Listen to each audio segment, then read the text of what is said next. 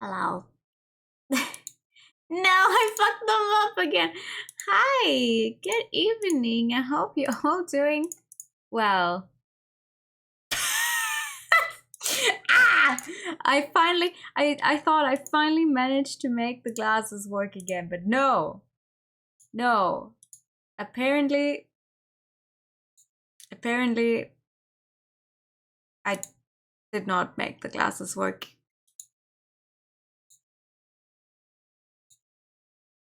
And now I fucked. Oh man! And now I fucked up the settings. I was so looking forward to finally reading a visual novel again with the glasses because I managed to make them work without them being wonky. Or well, as little wonky as you could possibly make them. But I guess that's a no then. I'm so sad. I had them.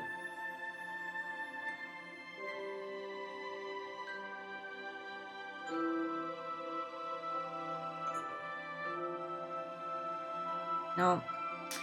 I had them in the perfect place earlier. I do not know where or how. This is painful is what it is. Okay, no glasses. Never mind then. Hi. Welcome in to Fault Milestone 1 out of 2 so far, because the third one is still not out, so that's fun. I have played this game before. I've also played the second game before, but that was so many years ago. This is fun extreme for real. I gotta see. I can't see.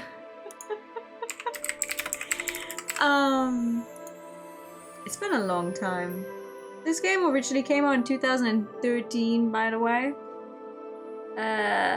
It's also on sale for 70% off right now, which is nice. That's cool.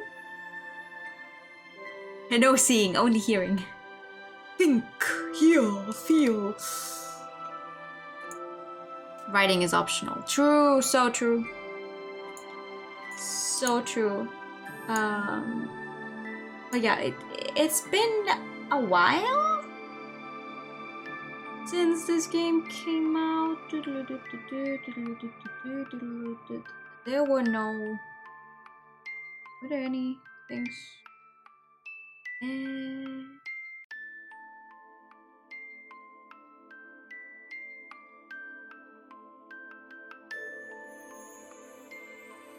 Yeah, no, I don't think there were any choices you had to make in this game. Is this a normal win? What's your definition of a normal VN? Like, what does a VN need to have for it to be considered normal? In your opinion? Because this is a very nice VN. Some pretty pretty deep world building. As far as I remember, I really liked the characters at the time, and I do desperately wish that they get to finish the next game in the series sometime in this lifetime. Didn't know they faced in with those age scenes. Oh no, this doesn't have any age scenes. If that's what you mean. This is well, I wouldn't say it's for kids, but that's not because of anything, and not because of any age scenes, but because of blood. And even that, it's like, I've seen worse. I think one or two of these scenes. That's about it. What? Why did I save a screenshot? Yeah. Okay. There's also a prologue to this game. I do not know if this is controller support. Maybe. We'll see. It's so normal. Well, if that's what you say is normal, then I guess it is. Do I want to end the replay? No, I haven't even started it. Jesus Christ. I want to start with the prologue because it's a prologue to this game.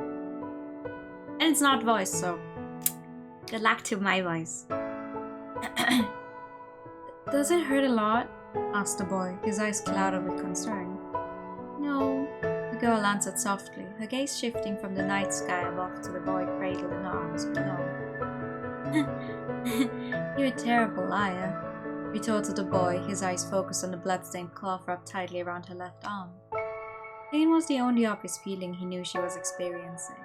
Binding, originally stained ruby red with the girl's blood, had discolored into an intense, piercing shade of black. Without proper treatment, the girl could die from massive blood loss. You always came here to watch the stars, right? Asked the boy, relieved to have a moment to converse with the girl. Maybe she'll share a secret or two, the boy hoped. With that faint hope in mind, the boy asked another question. Do you think you could tell me what you think about when you look at those stars? The boy asked in anticipation, like a child longing to hear his mother tell him a bedtime story. I wasn't looking at the stars, she answered. The girl was no older than the boy himself, yet her words carried such weight unheard of from one so young. On hearing these words, the boy felt an emotion unknown to him begin to take root within his heart. Is it attachment to this girl? Could it be a bit loud? Okay. And fix that. Better?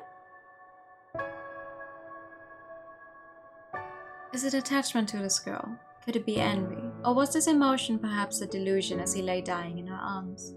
The boy had no longer had the time to affirm his own predicament. Then what are you looking up there for? Asked the boy, forcing himself to speak through the excruciating pain he experienced. Possibility. Possibility, repeated the boy. A possibility for all of us to realize how powerless we really are. What I look for among those stars is a possibility for compassion. After the girl, as large tears began to swell and drop from her eyes. As her reign of sorrow continued, she caressed the boy as a mother would her own child and prayed aloud. This world doesn't end at the borders of this country. What lies beyond are countless possibilities that none of us may fully fathom. The girl continued to speak as the boy neared death's door with every breath he took.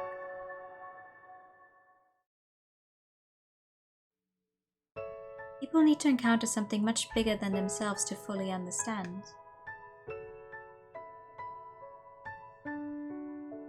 True compassion. This world will understand someday. Please, I have no memory of these games whatsoever, so this is gonna be fun. Ta-da!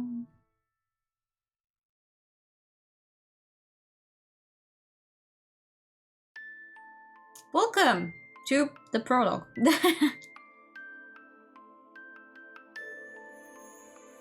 Right then. Well, this is one of the screens where if you move the mouse a bit, it moves. That's nice.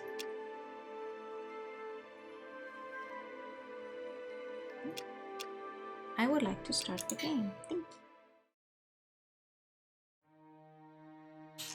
In a time of yore, humankind had discovered mana, a naturally occurring energy source that long pulsed throughout the crust of the world. Humankind utilized mana from the land to craft and create any and all. The art of manifesting mana was known as mana craft, practitioners of this art became known as mana crafters. A hunter could use pyrocraft to kill and cook the catch or quarry. An apothecary could use aquacraft to increase the potency of the healing potions. A carpenter could use terracraft to strengthen the foundation of a home. A farmer could use aerocraft to improve crop output by manipulating the wind.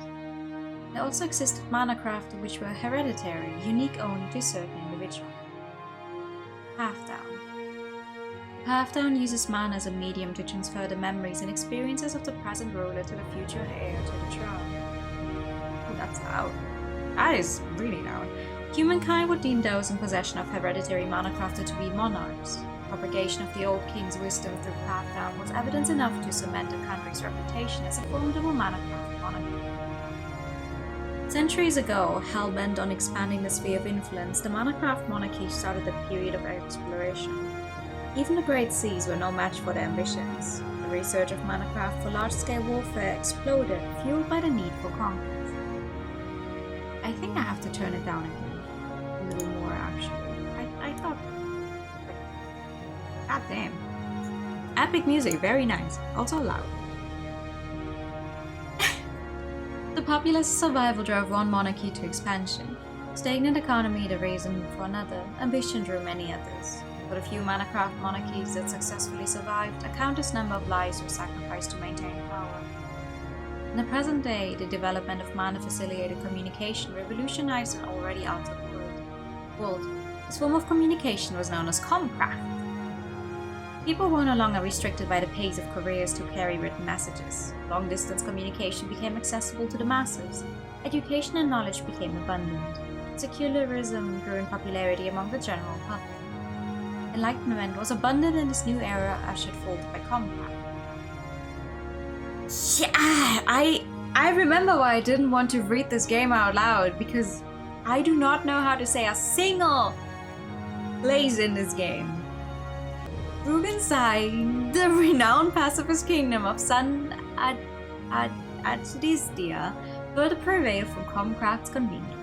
For 9 generations, Rugenside prospered from perpetual pacifism, but even the wisdom of the old kings could not prevent tragedy from befalling this kingdom of peace and order. Tragedy which would ultimately end peace that was established over 60 years ago. John.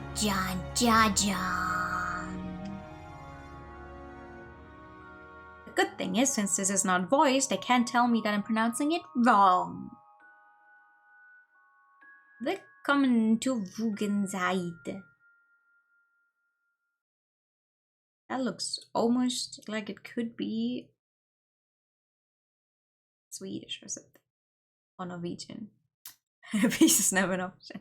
No. We like peace. We like peace. Chapter 1, Galvanize. Rugenside Castle, passageway to Sky Terrace. Sparks continued to dance through the air as a small silhouette ascended the spiral staircase. Ooh! Hi! First to the Sky Terrace! The first of the attackers to reach the Sky Terrace on the roof of the castle was a young girl, no more than 12 or 13 years of age. She quickly scans her surroundings and gets into a defensive pose. Holding her breath, she surveys the area for a while. According to her prior intelligence, the Sky Terrace was completely deserted. Except for one. Halfdown, successor of the country of Rugenside, Selphine Rugenside. Show yourself, you know there's nowhere for you to hide now. The girl's shout reverberated through the empty terrace. There was no one around, but she maintained her guard. These were the actions of someone who's done it a countless number of times. She moved towards the center of the Sky Terrace with a mechanical efficiency which betrayed her small and delicate appearance. Is there really no one here? Maybe the intel was wrong. Xian, can you hear me? I'm also not going to attempt to give every single character in this game a different voice because there's 2. Xian, if you can hear me, respond. Is she in the middle of a fight? No one's here. The girl lets her guard down and takes a deep, long breath. Further in the terrace was a balcony that also functioned as a viewing deck of sorts. It was designed to overlook the town around the castle, and there a large wooden dining table was situated in the middle of it. The table was furnished with an ornately woven tablecloth. It was surrounded with heavy, solid wooden chairs, and atop it were numerous intricately made ornaments. The The table and all its amenities were works of art. Every object, from the dining table to the decorations strategically placed throughout the sky terrace, screamed of wealth. Something crosses the girl's mind and she sets a chair at the head of the table upright and sits her small frame onto it. She's so small! Look at her, she's so tiny! For a moment she's taken aback by it all. It was truly the height of luxury. The view she had from the head of the table, having grown up in meager circumstances, was impressive beyond her imagination. Slam! In a display of terrible manners, she rests both her feet on the table and reclines against a chair, slowly closing her eyes. She couldn't help but laugh at the disparity between this situation and the place where she had grown up. Whose seat was this? Under what lucky star would you have to be born under to be granted the privilege to seat yourself on a chair like this? Yeah, definite. I sure did. Not. Why? I probably should have. I thought to myself, it's been 10 years since the game came out, I'm just gonna go for it. Well, not that it mattered. This chair was now no one's, just like how this crumbling castle was to be no one's as well. I'm sure it would feel wonderful if I could have a meal on a table like this. On the balcony created to look upon the town below, the girl gazes at the townscape set ablaze. Perfect view. Just perfect. No, really? Ah, damn it.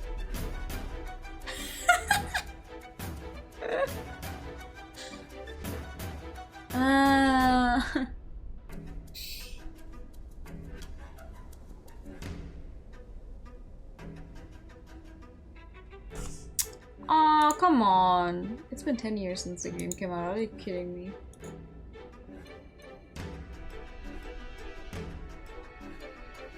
To a store page and mute the game BGM, then you can monetize.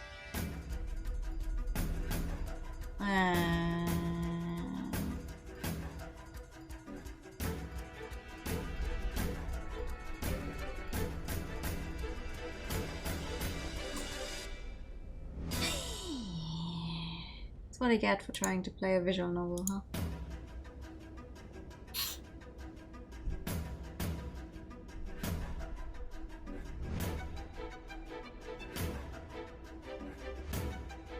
I do not know where chapter 4 is.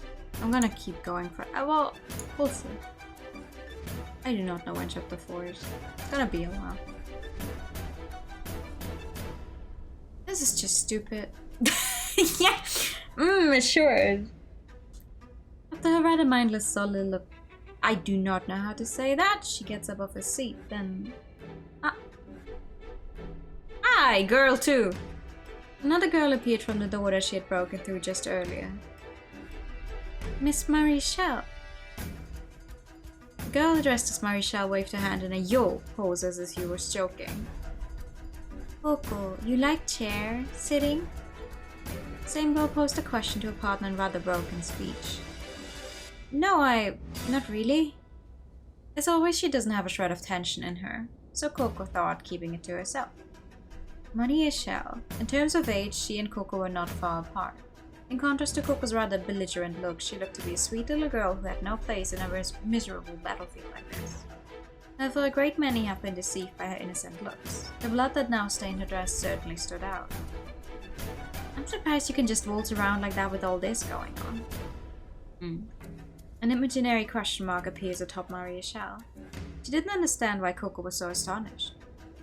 No reason to rush. Marichelle, but you write it M-H-A-R-I-E? Okay. Of course he'd rush, just walking around with all this going on is weird. The castle was filled with the smell of blood and smoke. Screams and explosions continued to roar throughout. Despite the cacophony going on all around them, Marichelle simply stood there oblivious to all. Already almost done. No point running. Well, that is true, but... Coco was at a loss for words when faced with a simple retort. She not here? No, she's not. We even rely on Sion's info. Sion reliable. Even if wrong, we follow. Sisters borders. You mean orders? Orders. Unflinching. Rather than communicating with words, she struck the same hand-waving pose from earlier. That was one of Maria Shell's ways of expressing herself. Still, if they aren't here, why could they be? I'm pretty sure we searched everywhere. And B. A manual search? Oh, what a pain. The sheer size of this place makes my head spin. Funny face. Leave me alone. Fine, plan B then. Let's stick to the plan and take one wing each. I'll be on the east wing. What's wrong? We look, yes. Won't it spell shadow soldiers? I'll be fine, there's only 150 of them. We've already taken care of most of the realigned soldiers, so I doubt we'll run into anyone troublesome. What is it? Overconfidence, your weakness. Her voice was soft, but her words carried weight. Everything going too well? Don't forget that. I won't. Coco unconsciously stands at attention. Nothing wrong in being careful, that's all. That was scary. She suddenly flips into serious mode and all. Other people probably wouldn't understand the sudden change in Maria Shell's attitude. Putting thoughts and emotions into words is a weak point of hers. Logical, seeing that she only just recently began remembering her vocabulary. However, even though her vocabulary is lacking, she is in no way unintelligent or unable to grasp the situation at hand. Coco, being her partner, understood this very well. Oh, hey! Hello. Coco, can you hear me? Xian, yeah, I hear you. How's it going there? You done fighting? Third floor downwards has all been committed. As long as people don't suddenly start raining down from the sky, no one else should be able to get into the castle. I'll get a lot of this. Rita, the last two guys I just killed, they were such pushovers it kind of ruined the moment. Like I get more of the thrill from dreaming in an afternoon nap. Coming from someone who personally said she'd just keep guard? Can't really complain if you didn't volunteer to head up the front lines instead. So how are things going on your end? Yeah. Alright, this place is totally empty. You've got some explaining to do here. You sure the princess is in the sky terrace? Absolutely. If she isn't around the balcony, then she's got to be somewhere on the top floor. Look harder, why don't you? Looking around is a huge pain. It's so tiring. You sure are lazy for someone so young. I don't want to hear that from someone who volunteered to shore up our defense. We're complaining, just get used to looking. We're already in a home stretch. I like the different text boxes. Out of my back. Really though, this whole thing sure was a breeze, eh? Within sight's the scent of the Alliance and all, is it supposed to fall this quickly, this easily? Well, Miss Millen has planned it out this much, and she's even taken part in it too. Let's be honest here, it's probably mostly because of the letter than anything else. What, you mean we all could have gotten this far without the help of the shadow soldiers? What's a shadow soldier? Know what I mean? Considering Miss Millen though, I bet she could probably take an entire country or two. If I had to describe her with a single word, it would be cheater. You've got a point. Anyways, I'll get back to committing the entire castle's interior. Good luck with the search. Yeah, see you. Between us, Maria, Shell, and Xian, why isn't there anyone who's feeling any more tense than I am? And I've totally lost my drive too, damn it. Just as she finished her call. Aho! You let your guard down! What? Huh? Coco's staff was made from a metal alloy. It was made to prioritize lightness, but metal is still metal. A swing from any old sword would certainly nick it, but there was no way it could slice through it so cleanly.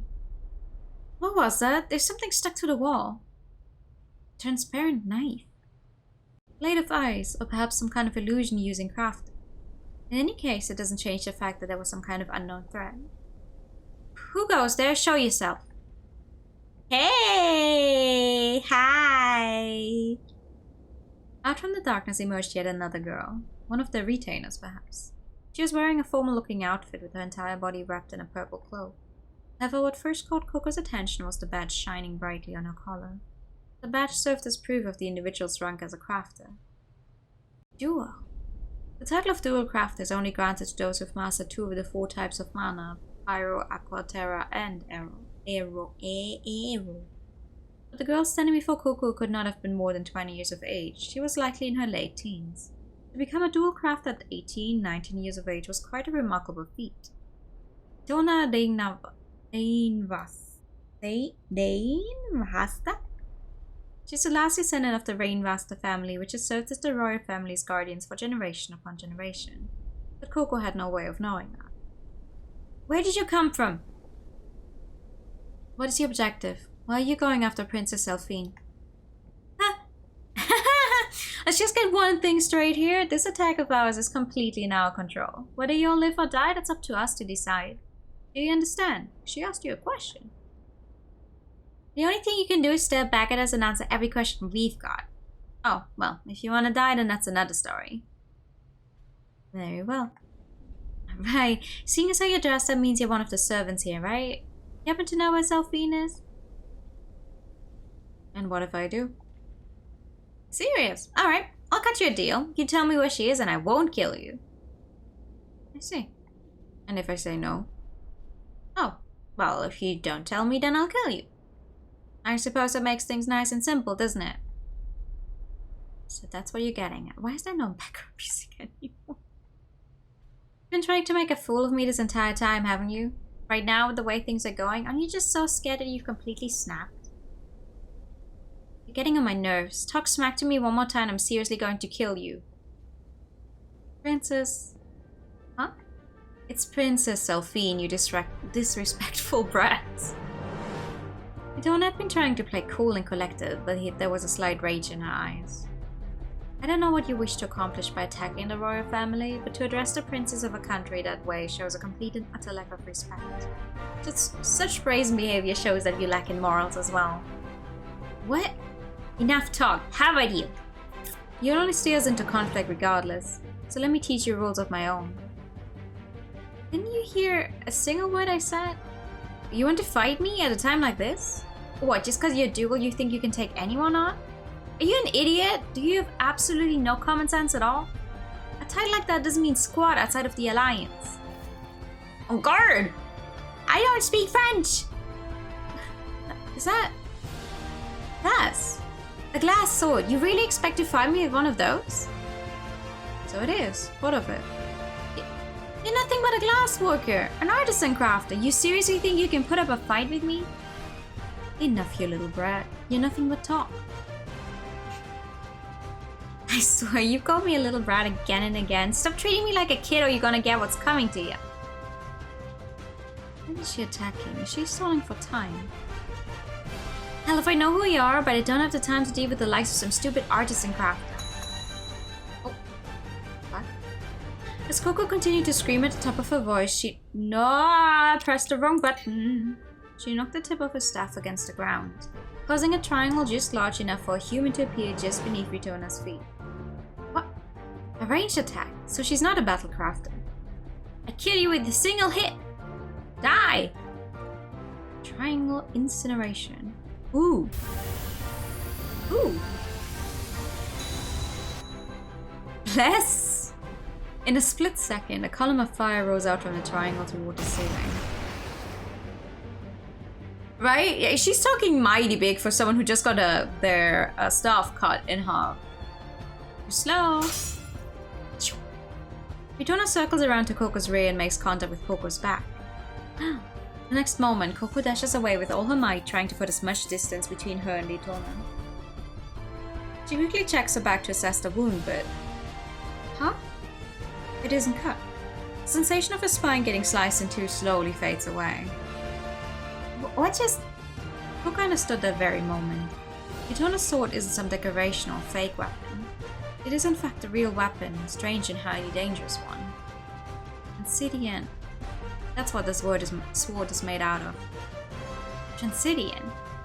It's a material said to hold the sharpest edge in the entire world. Of course I know that, but the way Transidian breaks off is too uncontrollable. They say it's too dangerous and impossible to forge into weaponry. Only if it's naturally occurring. I've already applied some level of processing to the Transidian I create. I can freely control this material. Are you stupid? If you can make something as complex as Transidian, then why don't you just stick to something tough and easy like metal? Metal, glass, as long as it can cut through anything, then who cares? Also, it looks cool. Honestly, I think a glass sword looks cooler than a metal sword. You're making even less sense now. Why is some artisan like you even fighting with a sword in the first place? You still haven't realized. A little slow on the uptake, I see. I'm a battlecrafter. Retona leaps off the ground.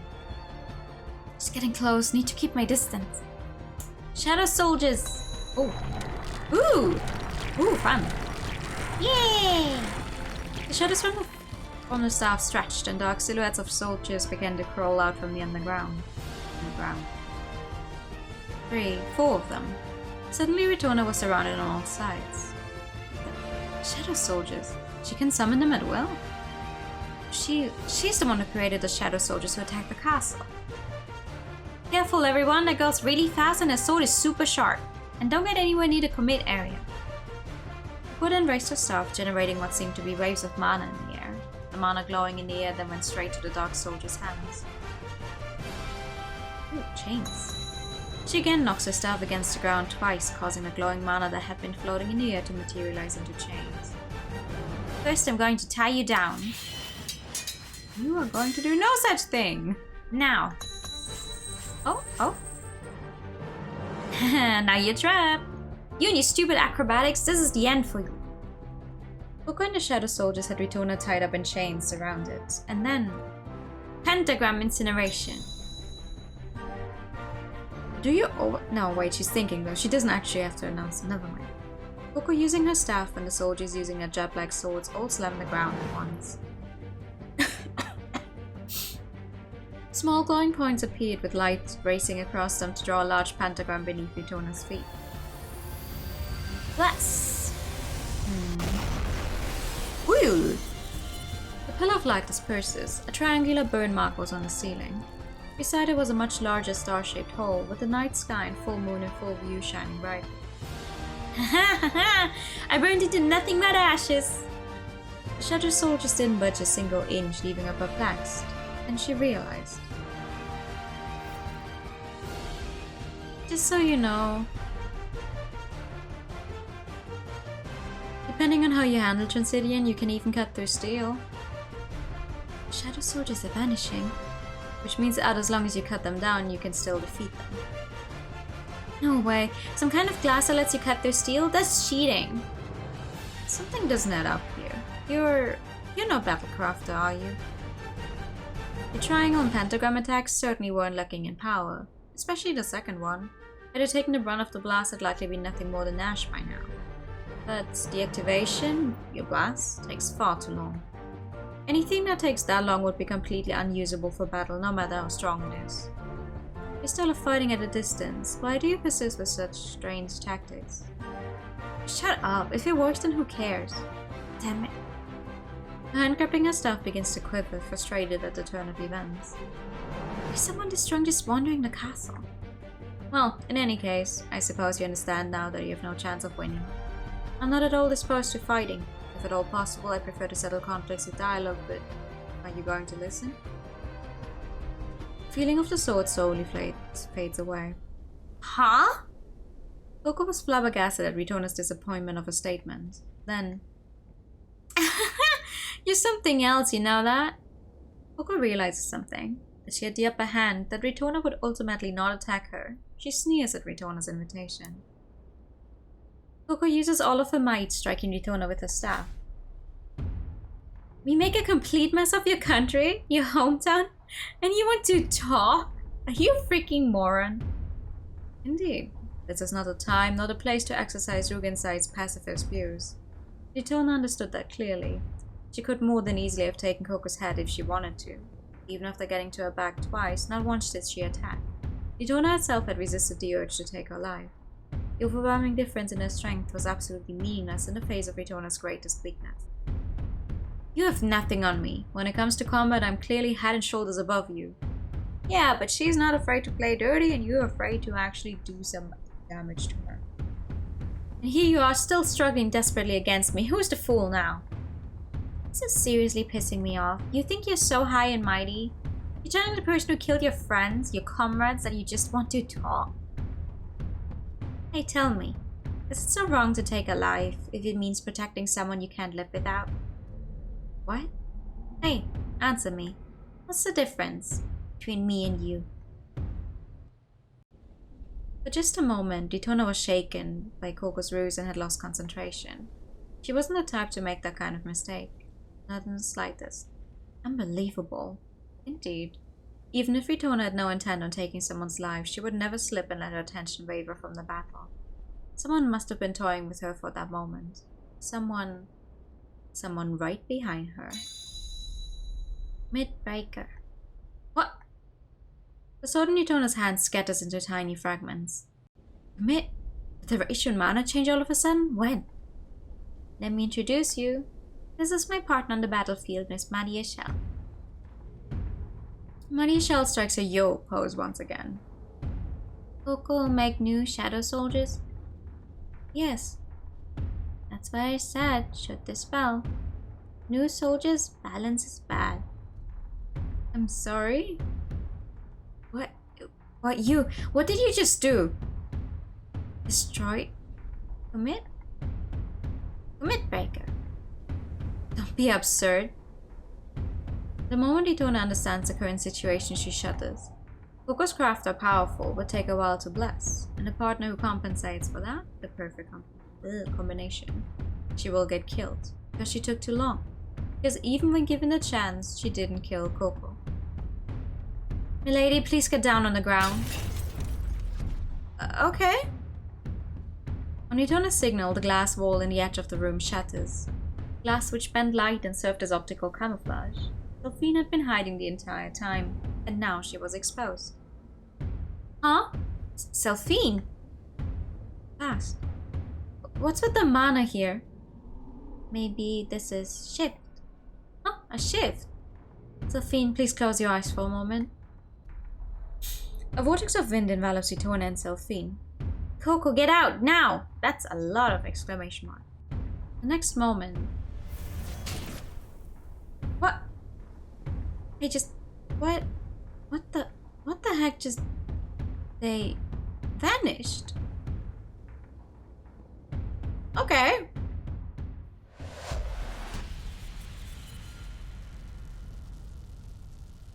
Why is this game lowercase? That's a very good question. Maybe because it's from 2013. Where's this place? The forest. This isn't the rendezvous point. Can't believe it. We actually got out of there. Where are we? Hey, Daytona, what happened back there? Where are we? What about the castle? Everyone? That's not an answer? It is? Yes, it is. What do you mean? I don't know. Our Comcraft mana line was cut the same time the attack began, so I haven't been able to contact the realigned soldiers since. But since they got into the castle, that means... Yes, that having been the last stages of attack likely means the townspeople and the soldiers might all be done for now. Oh no! Still, this doesn't make sense. They weren't aiming for King Vala, but specifically for Princess Delphine. They attacked us while my father was out. I can't believe this happened. People not take capitalization seriously back then? Well, the fun thing is... They're both written like this. Fold milestone 1 and fold milestone 2 side above is also written all in lowercase. I couldn't tell you why. It just is like that.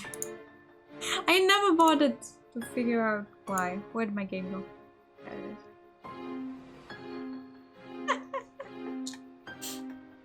We targeted Princess Delphine right during the king's absence.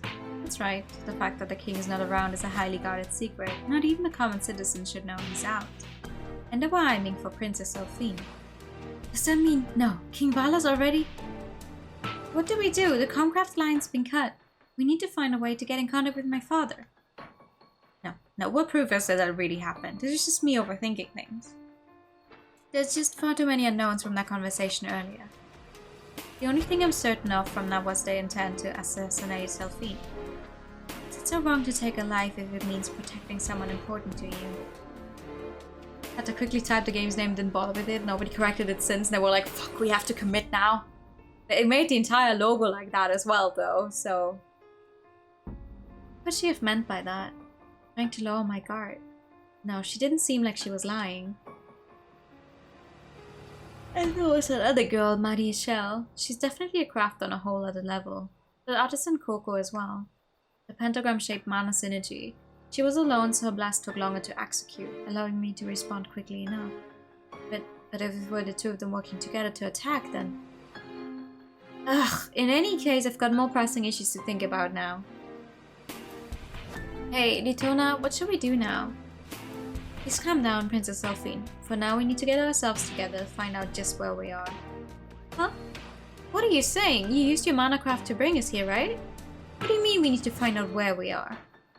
Ha! Well, you see, the magic went kapoo!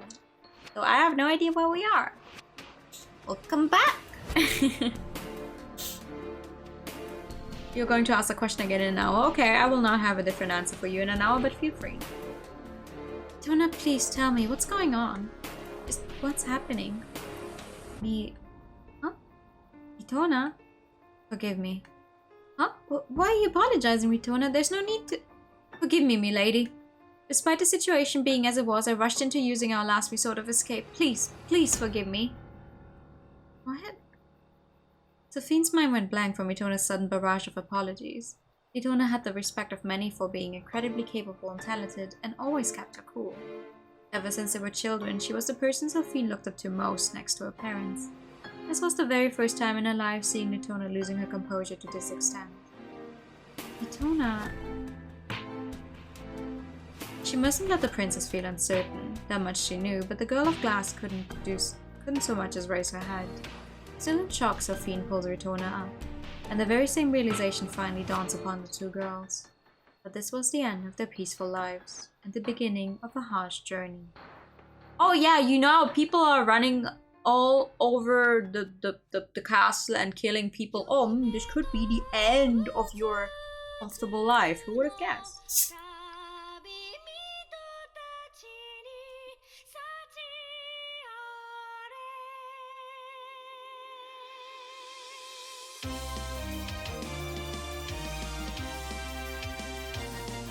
A few months when we just were, who knows? Exactly, we could be anywhere, just another Tuesday.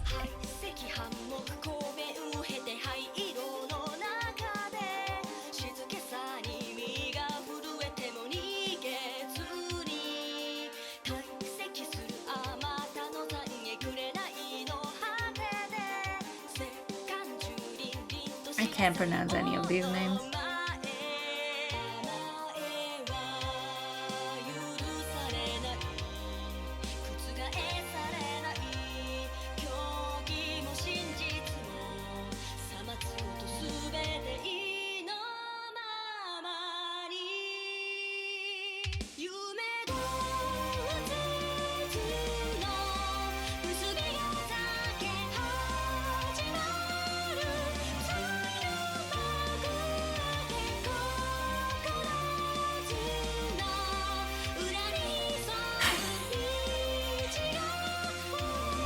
There's probably someone who would notice right away, but the average person probably wouldn't notice that, no. The glass weapon making is cool? Yeah, it is. I like her choice of weapon.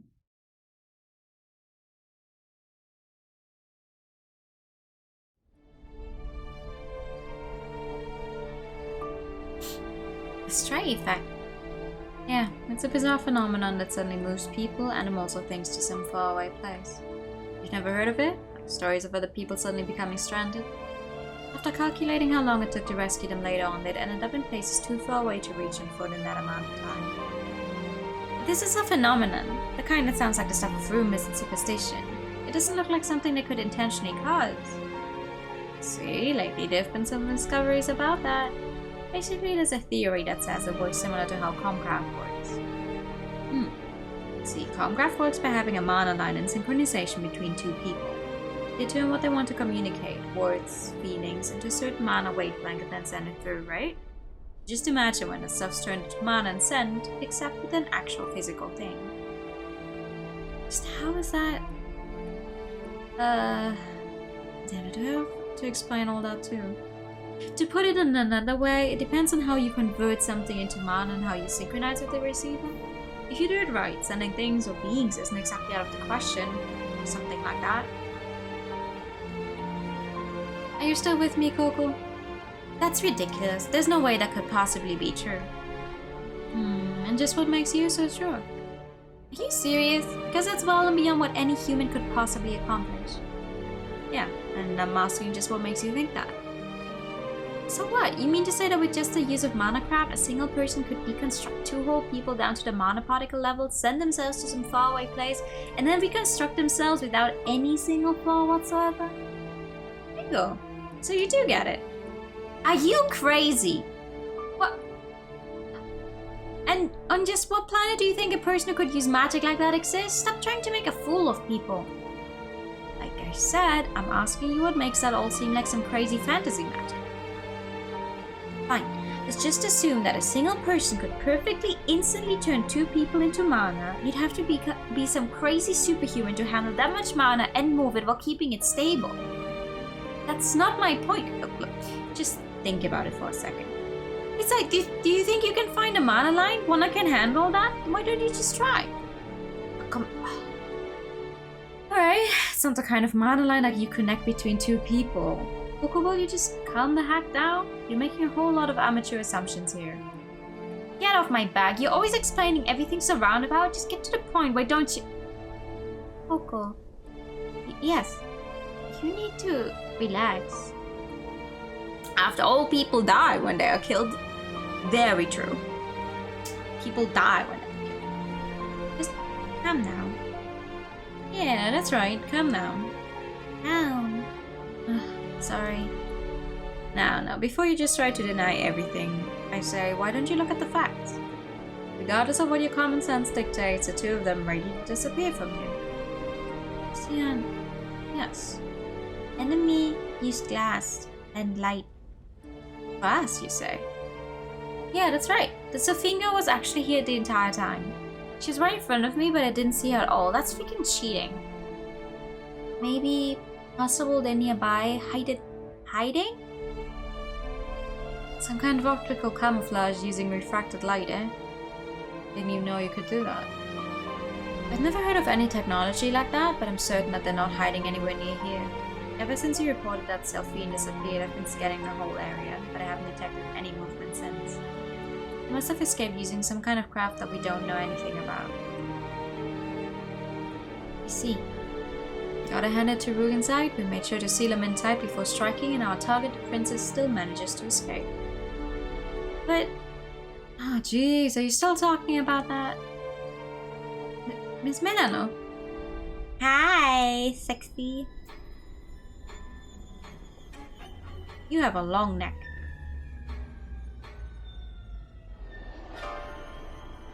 Hey, Amari, everyone. Looks like you're just about wrapping things up here. Not nice, eavesdrop, sis. Oh, well, sorry about that. But you know, I've been up here this whole time. Not one of you noticed me. That's not nice either. Please forgive us. Well, it's not nice that you were watching us either. You could have called out to us or something. Yeah, but then you'd know I was there. I mean, eavesdropping is like listening in when no one knows you're there and you're seeing if people start talking bad about you, right? Well, she does admit eavesdropping. Smash! Well, what do I get? No one notices me, no one talks bad about me, and whatever you're talking about is boring. So just decided to end it before it got any worse. Worse? We would never badmouth you. Anyway, to sum it all up, the Princess of Rugen's and her bodyguard managed to escape right under your noses. Is that right? What's this? Coco, are you shaking?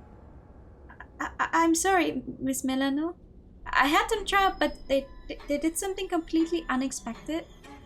You're so cute! It's like, oh, that's it. You're like an adorable little pet.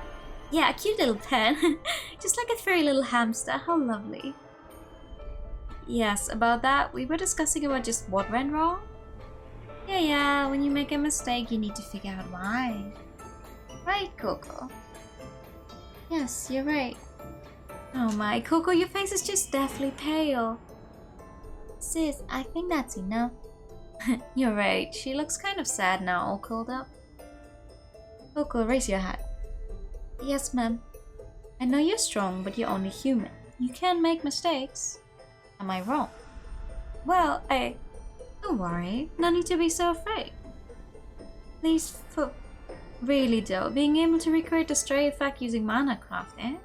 Well, it's hard to believe it myself, but I'm sure your explanation is right, for the most part at least. Words cannot express my gratitude. Now, Coco, look up at me, in the eyes. I want you to answer one question for me. Yes, ma'am. There aren't any idiots among my subordinates, right? Okay. Everyone makes mistakes. We can't help it. Humans are just humans after all. No, Coco, an idiot is someone who makes a mistake just like everyone else, but learns absolutely nothing from it. Worthless garbage. Now answer me, Coco. You are an idiot. Yes or no? No, next time I swear I'll... Even a rat can reflect on its mistakes. I won't fail you. Next time I'll definitely... You better improve. This is your life dependent on it. Because there are no idiots in my subordinates, understand? Ooh, sheesh. She's not very nice. The mana stream covers the world in a net-like weave, and its ebb and flow are constantly changing. However, there are also parts of it which are fairly stable. In these gentler streams, artificial mana can be applied to reinforce its flow. The technology we use draws on a stray effect, allowing us to travel through these fixed mana streams. It's called long-distance travel craft. A stable mana line in fairly good condition that could support enough particles worth for both me and Selphine. It took nearly a year just looking for a line that was both stable and usable. We spent another year breaking in the mana line so that I could send my mana through it, and then yet another year to be able to send one more person's worth of mana through the line. It was the first long-term project that I undertaken since becoming Princess Elphine's formal guardian.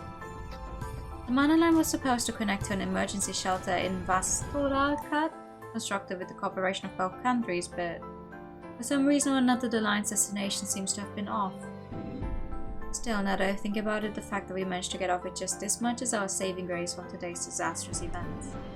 The mana line easily could have diverted further into the sea. If that were to have happened, we'd probably be drowned to death by now. Itona, just how many craft do you know that I don't? Excuse me? It's just, we've always been together, but I've never seen you use something like this even once. The fiend's expression clouds over. Can't really blame her. She's seen an entirely new mana craft being used by someone you thought you knew inside and out. This mana craft is still in the middle of development. To my knowledge, it's never even been used once. Well, it's been used once. Now. Technically. I suppose it seems like I'm just making excuses for myself now, but this isn't mana craft that should be used outside of circumstances like this. How come? It's not stable or safe. This mana craft is unilateral. What? Unilateral. It only works one way. Therefore, we can't go back through the same mana line that we used to get here. So that means, yes, from here on, we walk. Use those feet, princess! Finally, we've got a fire going. Just what is this place? The concentration of mana is abnormally low. Is it low? No, that's not quite right. It's like my senses have been dulled. I can't even perceive the mana stream around us. It's fine. I'm sure it is. As long as Princess Selphine survives. As long as the path down is preserved, then the country can be rebuilt again. Believe that for now. Damn it. Stray effect. I was prepared for something to have happened, but I didn't expect the craft to be this unstable. Ew, walking, ew, moving, ew, exercising, ew. Came back in one piece. For real, they... Imagine starting a game and your main characters just die because they use a magic that is not fully developed yet and it just goes wrong. Well, no point brooding about it now. Let's wash the blood of these tattered clothes and get some rest. In the middle of God knows where. I couldn't get a single wink of sleep. For some reason, my body feels so much heavier than usual. Is it because I haven't had any sleep? It's like all of my muscles have gone slack. It's a terrible feeling. Unbelievably unpleasant. Morning. Sophie greets me with a troubled expression. Good morning. It pained me to see a long dress covered in dirt and twigs. Even though we had no other choice, I still regret having to sleep outdoors. Did you sleep well? Sylphine looked quite out of it as she shook her head. Her eyes seemed to be slightly swollen. Me neither. I was just so worried about my father and everyone in the country. Damn it. Can't help but curse my own powerlessness. We need some information. Yeah. You died! So who are those people who attacked us? We didn't even know something as basic as that. Why do you think they were after my life? Did they not want me to become queen or something? Putting a stop to the monarchy, eh? Who knows? We can make wild guesses one after the other, but we know too little right now. Let's prioritize getting out of this forest and ascertaining our location. And then we can think all we want later. Okay. For now we need to focus on surviving and make it back to Rugen's or any of the Alliance's territories. Anything else we can put on the back foot. After walking for tens of minutes, we finally found the first sign that we didn't have to live off the land. It was a small trail. Rocks and other vegetation were cleared, exposing just the bare dirt. This wasn't the work of animals. There are clearly signs that it was done intentionally by human hands. A settlement must be near. I guess we go this way? Looks like it. For safety's sake, please stick close to me. Okay. As we were finally assured we were making our way back to civilization, another worry surfaces. All these trees don't look familiar at all. That's right. Just where is this place? The forest is full of vegetation that I had never seen before in the woods surrounding Rugen's, and despite being a forest, the air felt incredibly thin. Maybe you were in a completely different country. If we started running here, we'd likely feel lightheaded very quickly. It's not the humidity or the heat. It just feels like it's lacking something. I have a bad feeling about this. Sylphine, milady. What? If where we are isn't an Alliance territory, then we need to prioritize acquiring sediment as soon as possible. Eh? Sediment? You mean the stones for storing mana? What for? Well, Comcraft line has been severed. What? Oh, you're right. Our lines to King Vala and to the Knights of the Queen Order have also been severed. I didn't notice last night that my line with my father wasn't working. I kept trying to call him, but nothing happened. Why are they cut? The face you're making, it's not good, is it? I can think of two reasons. One, the lines were cut as a consequence of the stray effect. And the other? The other is that we've been sent so far away that the lines ended up getting cut. The shelf is well within the coverage of the Comcraft lines. I've personally verified it. But the line to be cut, then, is really only one possible answer. In any case, we're effectively operating alone. It's certainly quite a problem that we can't contact anyone in Rugen's. But if you were to get separated, then we would have no way of getting in touch with each other. I absolutely cannot allow that to happen. If I could, I'd re-establish a Comcraft line between us right now, though we don't have any sediment. Exactly. From there, another hour passed. The amount of trees diminished as we continued to make our way through the smoothed out path. And there we saw a town! What? Damn! What is this place? I can't detect any signs of life. Yeah, that's a good question. I don't know. I was really looking forward to just playing this entire game.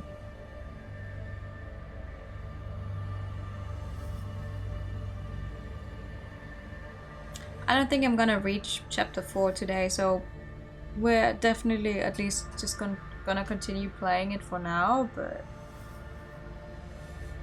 I don't know. I'm trying to bring you back to... Can't detect any signs of life, of mana. Are there actually any people living in a place like this? She was at a loss for words. The words written on signage, the people going to and fro, the language being spoken, the architecture, technology, materials. I'd never once seen or heard a single thing about any of them. This is bad. This doesn't look like any one of the Alliance's territories. It doesn't look like we're even on the continent of San Adriza. Yeah, sorry for expecting a game from 10 years ago to not be, like, for expecting it to be streamable.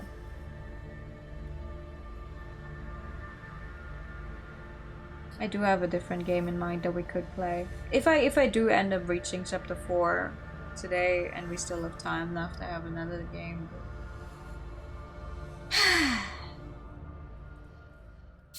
All of this was far removed from the culture we were familiar with. Just heading into town will need some audacity.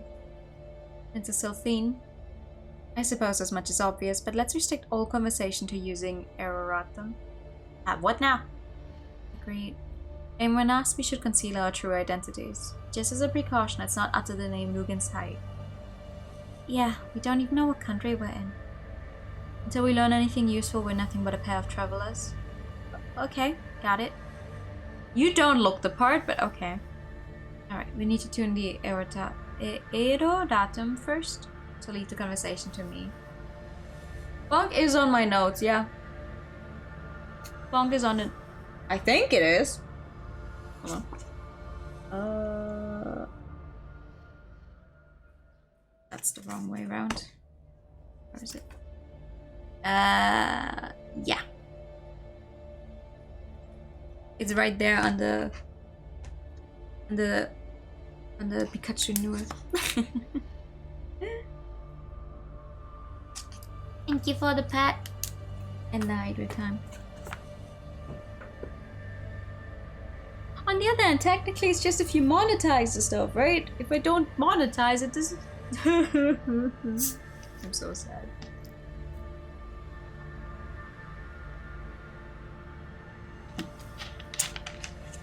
I don't know where the fuck we're at. I don't know either.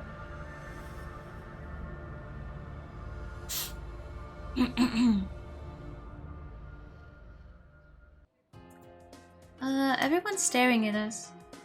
You're right. Everyone who passes by us turns around for a second look. Seems like our clothes stand out. We should find a change of clothes after getting a sediment stone. Stay close to me. Yeah. Thank you. Hey Flo, did this game get an upgrade? Like a big update to the Steam version as well? After 2015?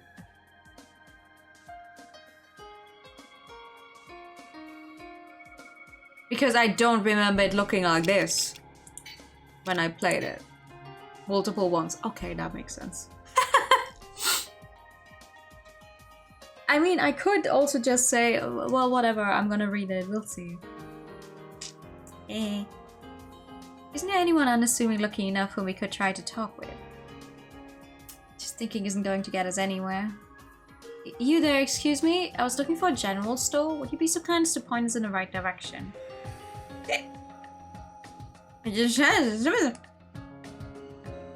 Looks like I'll need to make some adjustments.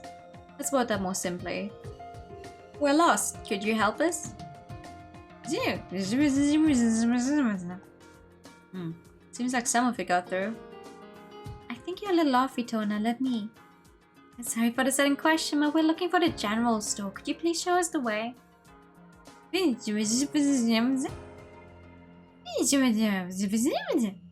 Oh!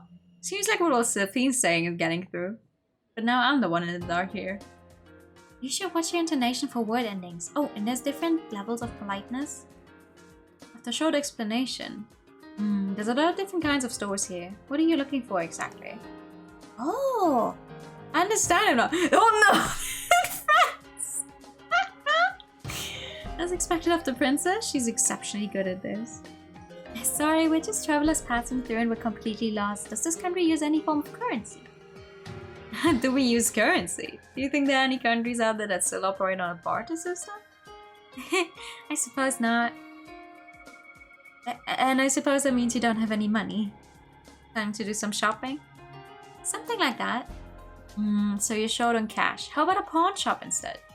There's one right outside the town. I managed. Fuck.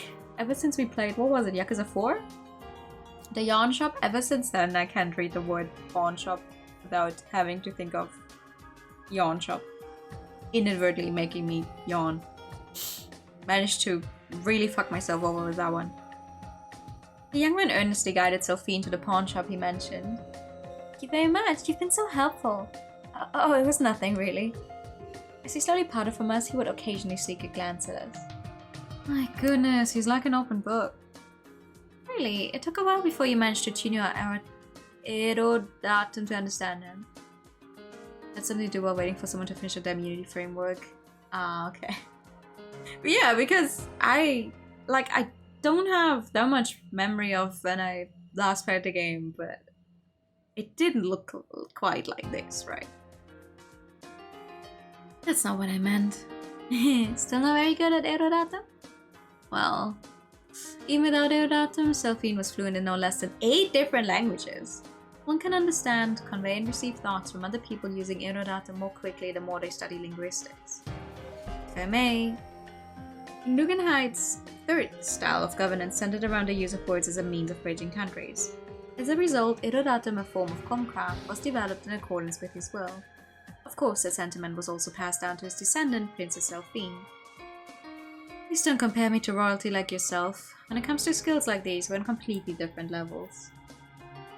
Yeah, the auto translator. That would be nice to have, actually. Well, I won't deny that I have no linguistic sense either. Oh, come on, let me brag at least this much. But no, the talent's for talking anyway.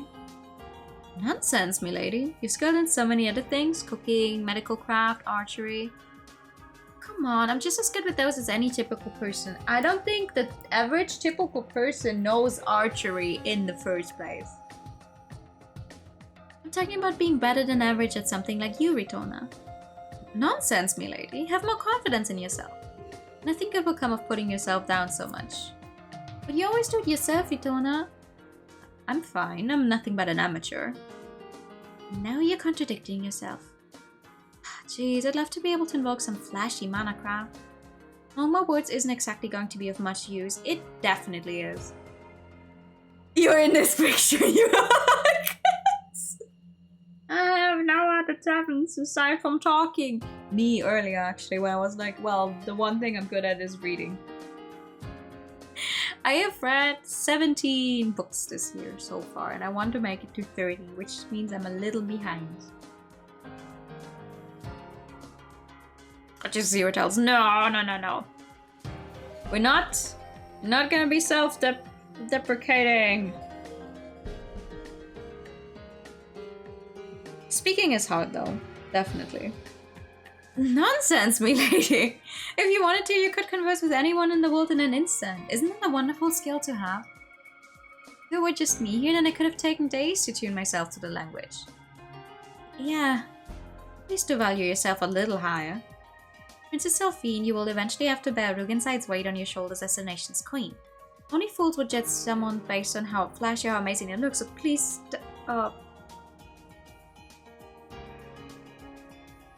please don't make me utter things that only a conservative member of the cabinet would say. Yeah? Itona, you're way too young for that old lady talk. Hey, Itona, wait, I was just joking. I thought you guys didn't want to utter the name Rugenside. You should be careful on who's maybe listening in. On the other hand, I guess when they're talking, they're just talking in their own language, so unless someone else would also attune themselves, they wouldn't be able to understand them. Is this the place? Having followed the young man's directions dutifully, we arrived at an old pawn shop outside the city. They did so much reworking, but no one reworked the script for typos and missing words, huh? Seems this country still uses money. Judging by how the man spoke, it seems this society still operates on currency. It dawns on me just how advanced Rugenside has become. Seems we'll have to abandon our preconceptions from Rugenside while we're in this country. Yeah. There's something wrong.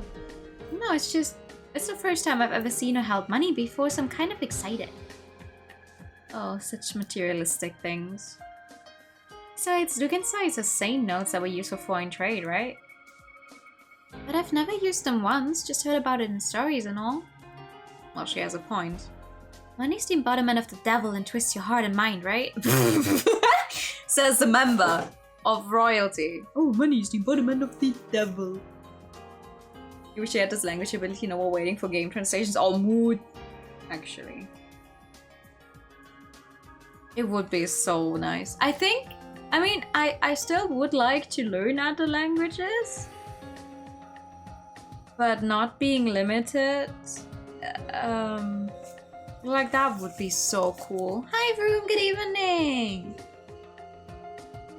Sorry, 1 second. Ow, wow, wow.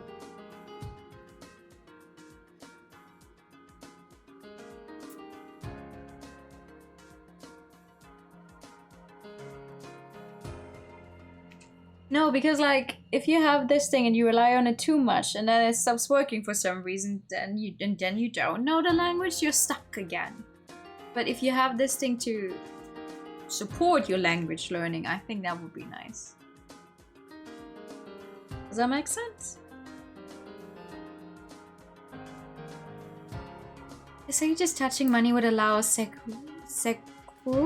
demon of avarice to steal your soul. What kind of cursed item are people making it out to be? It sounds really interesting. I'm so excited. Oh yeah, let's get cursed! Safina's a young girl brimming with curiosity and holding an interest in many things without concern for their actual nature. It is said there was once a lifeblood of any country, you know? Love for money is not universal. Probably. Whatever the case, as long as we retain our senses as people of Frug inside, we shouldn't have anything to worry about. We love cursed here. Yeah, we do. We do. That's true. Sold your soul years ago. Well, that's also just a guess. Yeah, I just wanted to say it as all. The real problem would be the gap between our differences in values. Hopefully we have something on us that holds worth for them. Perhaps a precious metal. Alright, let's go in.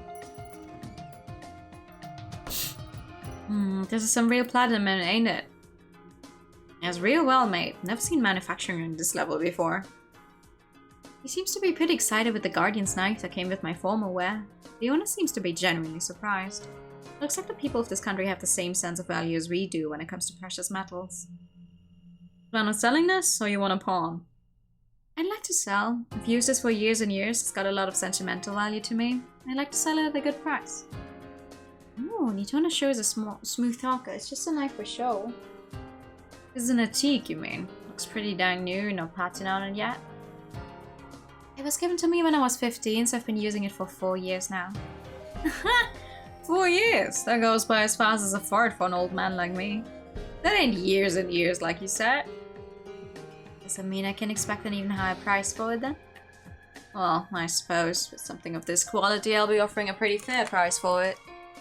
Ooh, well, the problem is, how are they gonna be able to tell whether it's a fair price?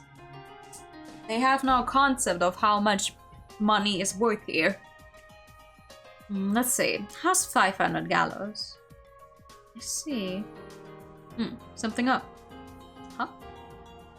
Is something up? Something is definitely up. 4 years may be nothing but a fleeting moment for you, but there was such a huge part of my youth. This knife has been with me all that time in both happy times and sad. I wasn't lying when I said it had a lot of sentimental value to me, don't you understand? What does the knife have to do with her youth, I wonder? What does the knife have to do with her youth? Right, fine, 600 gallows. You see how it is? You don't put any value on the adolescence of a young girl, clearly. If you excuse us, I suppose we try another shop. Well, hey, fine! Fine, 630 gallows. I'll give you 630 gallows.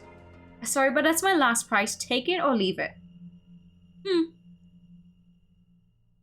Very well. I won't forget this good deal, sir. Jeez, you're really throwing me off here, Missy. It's Ritona's evil grin. I haven't seen that in a long time. It's amazing, Itona. Do you know how much a gallow is worth? Huh? Of course not. How could I possibly know that? But just slowly raising the price and felt that it was the right time to take it. I think if I pushed even harder, I could get him to go just a little higher. It's the devil! Sexual in disguise! How rude. Well then, shall we head off? Oh, you don't know. What about the sediment? Oh. Sorry, I forgot about that. Is there money going to be enough? Now don't be silly. Sediment is nothing but mere pebbles when compared to a knife made out of platinum. Excuse me, we almost forgot, but we're looking for something? What do you need? Are you selling sediment for use in Minecraft? And at that moment... Sediment, you say? The owner's expression changes instantly. What's wrong? Should I keep going? Class 3... No, even Class 4 stone should be enough for our needs. He's glaring daggers at me. Suddenly it feels like he's taking charge of the whole conversation. And then... he done scoffs at us. What's going on? I've been thinking about it since you came here, but you ain't from here, are you? Judging by those clothes? You traders? In a sense. I still haven't heard your answer. If you don't have any sediment, then could you introduce us to some stores that do carry it? I thought it was weird. If you're here to trade, then you should have passed by a town or two on your way here. Or what, you came here fully aware of what this place is like? You want to make a fool out of me by asking that? Is that it? Excuse me? Oh, don't tell me. You want me to spell it out for you? Miss, that's just downright harassment, you know? What are you talking about? You know real well that a little shop like this couldn't possibly afford to deal with something so precious as sediment. What? Huh? Precious? Some other shop sent you in here just to cause a ruckus. Sorry, but I've got enough trouble to deal with on my plate. Just do me a favor and get out. Wait a minute, sediment? Precious? What do you mean? It's just class 4 sediment. Those are good for nothing but serving as little children's toys, right? Wait, don't tell me. Aha, so that's it. You two ain't from here. Yeah, outsiders. Out? I heard about people like you. See, so where you grew up, just class 4 sediment is practically just a plaything for little runs, eh? Outsiders? Excuse me for asking a foolish question, but is this place the outer pole? Are you two really traders? Sure, run around all you want, but you better look up the places you're headed to or you're gonna run into some trouble sooner or later. We have our reasons, though I can't get into the details. But I promise you we're not here to cause any trouble. Please just answer me. Just not gonna let me go, are you? Yeah, that's right. This place is Cardia City, located in the 3rd sector south-southwest from the 2nd pole center. It's the largest outer pole region in the world, pretty famous seeing as the entire island's part of the outer pole. Seriously, you didn't even know that? Where did you two even come from? The 2nd pole? This is the other side of the world! Chapter 2, Rude Awakening. Thank you for the information. Let's go, milady. Okay. Now hold on there. Little Missy over there says she needs sediment for communication, I suppose. Now I'm not sure what you mean by communication, but are you two Minecrafters or something? Sorry, but I can't answer that. Fine, then. Just pretend I'm talking to myself then.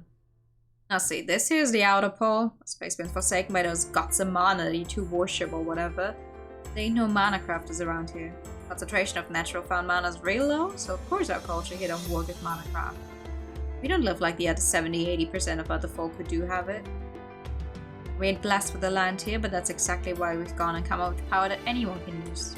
Science. Even if the lands here barely got any mana, we use the power of science to squeeze out every little bit we can get. Get what I'm trying to say here? More or less, the gist of it. Mana is part of every living thing on this world. It's inside every one of us. You could say it's the source of all life. And as people in the outer pole, ain't no different. Except unlike you outsiders, we can just pull out the mana that we got inside us. Minecraft trafficking and slave trade. That's right. Here in the outer pole, there ain't nothing more precious than purified mana, especially humans' purified mana. And that's why sediment stones are even more valuable than precious metals, because they can store that mana. Minecrafters can fill the sediment with purified mana. Just imagine a golden goose like that walking all around town. I think you can tell where I'm going with this. They'll be kidnapped in an instant to spend the rest of their lives in a dark sweatshop forced to fill up sediment with mana. Watch yourself. Even if you ain't mana crafters, there ain't no shortage of people who don't take so kindly to outside folk like yourself. At the least, don't go mouthing off things like just class 4 sediment. That's just begging for a fight. There's people here in the outer core world just scraping by trying to make the most of the tiny bit of mana we got here. Thank you for your word of caution.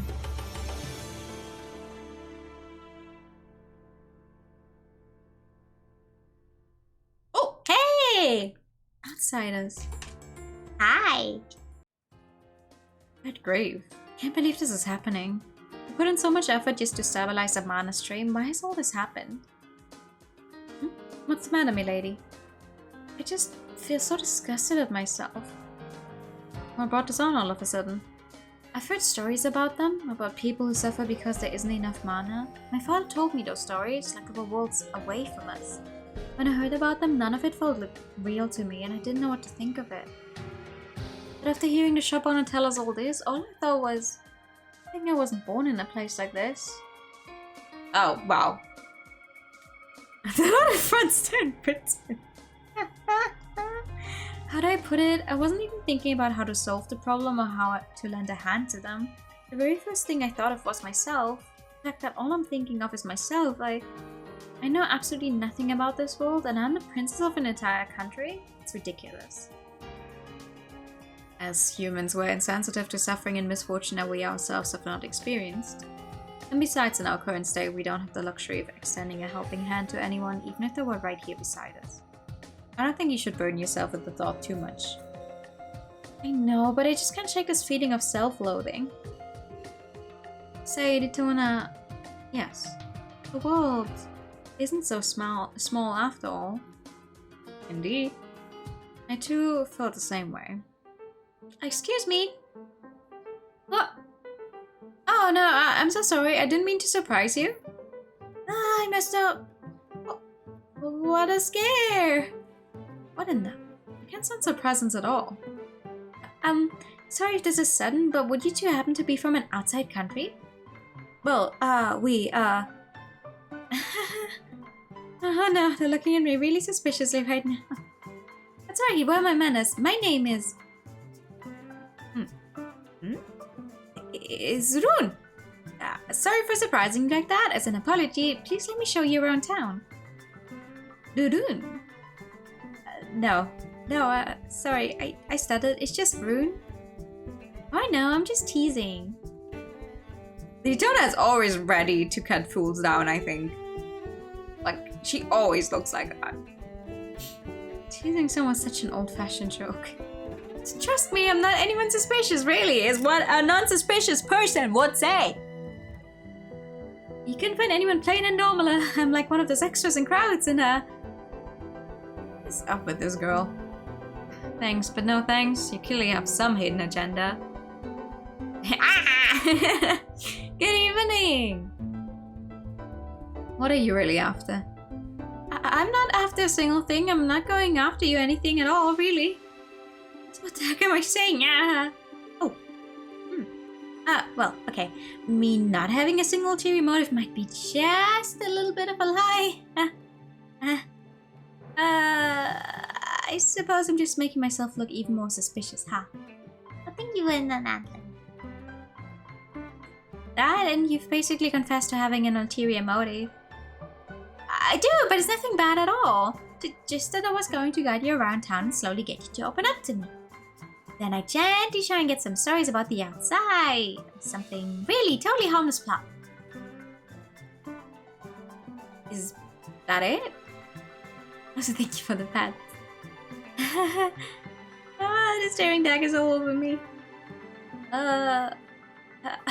Just so you know, I'm not normally this awkward, really. So, if you could please stop staring at me so piteously, we could end this without my self-esteem taking a huge hit. Really appreciate that. Could you give us just one moment?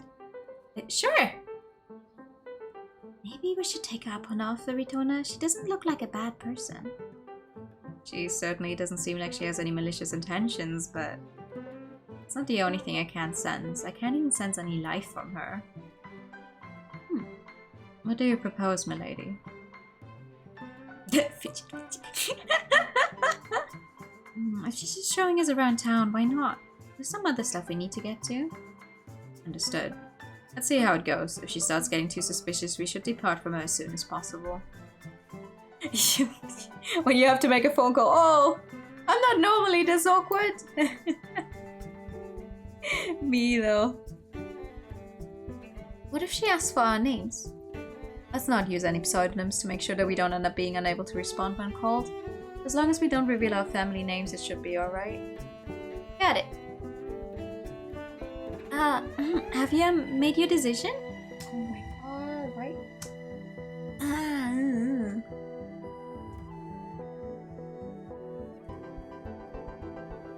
Why is my ear bleeding?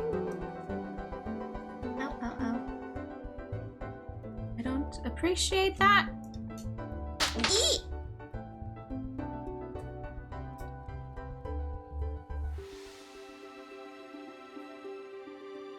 Yeah, noon, was it? Yes, but could you please not say it out loud? It's a little embarrassing. Maybe, I guess. Would you like us to call you differently then? Oh, let's just go with Dudun. Alright, nice to meet you, Dudun. Please, enough of that joke. Okay, let's get the tour started. Sure thing. Just ask me anything you'd like to. Wow, what a lovely smile. I wonder how old she is. Bro, don't fucking ask me. I have no idea.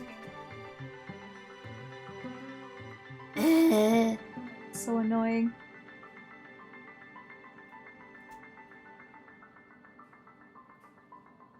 Stop! Please, I'm trying to put that headphone in. I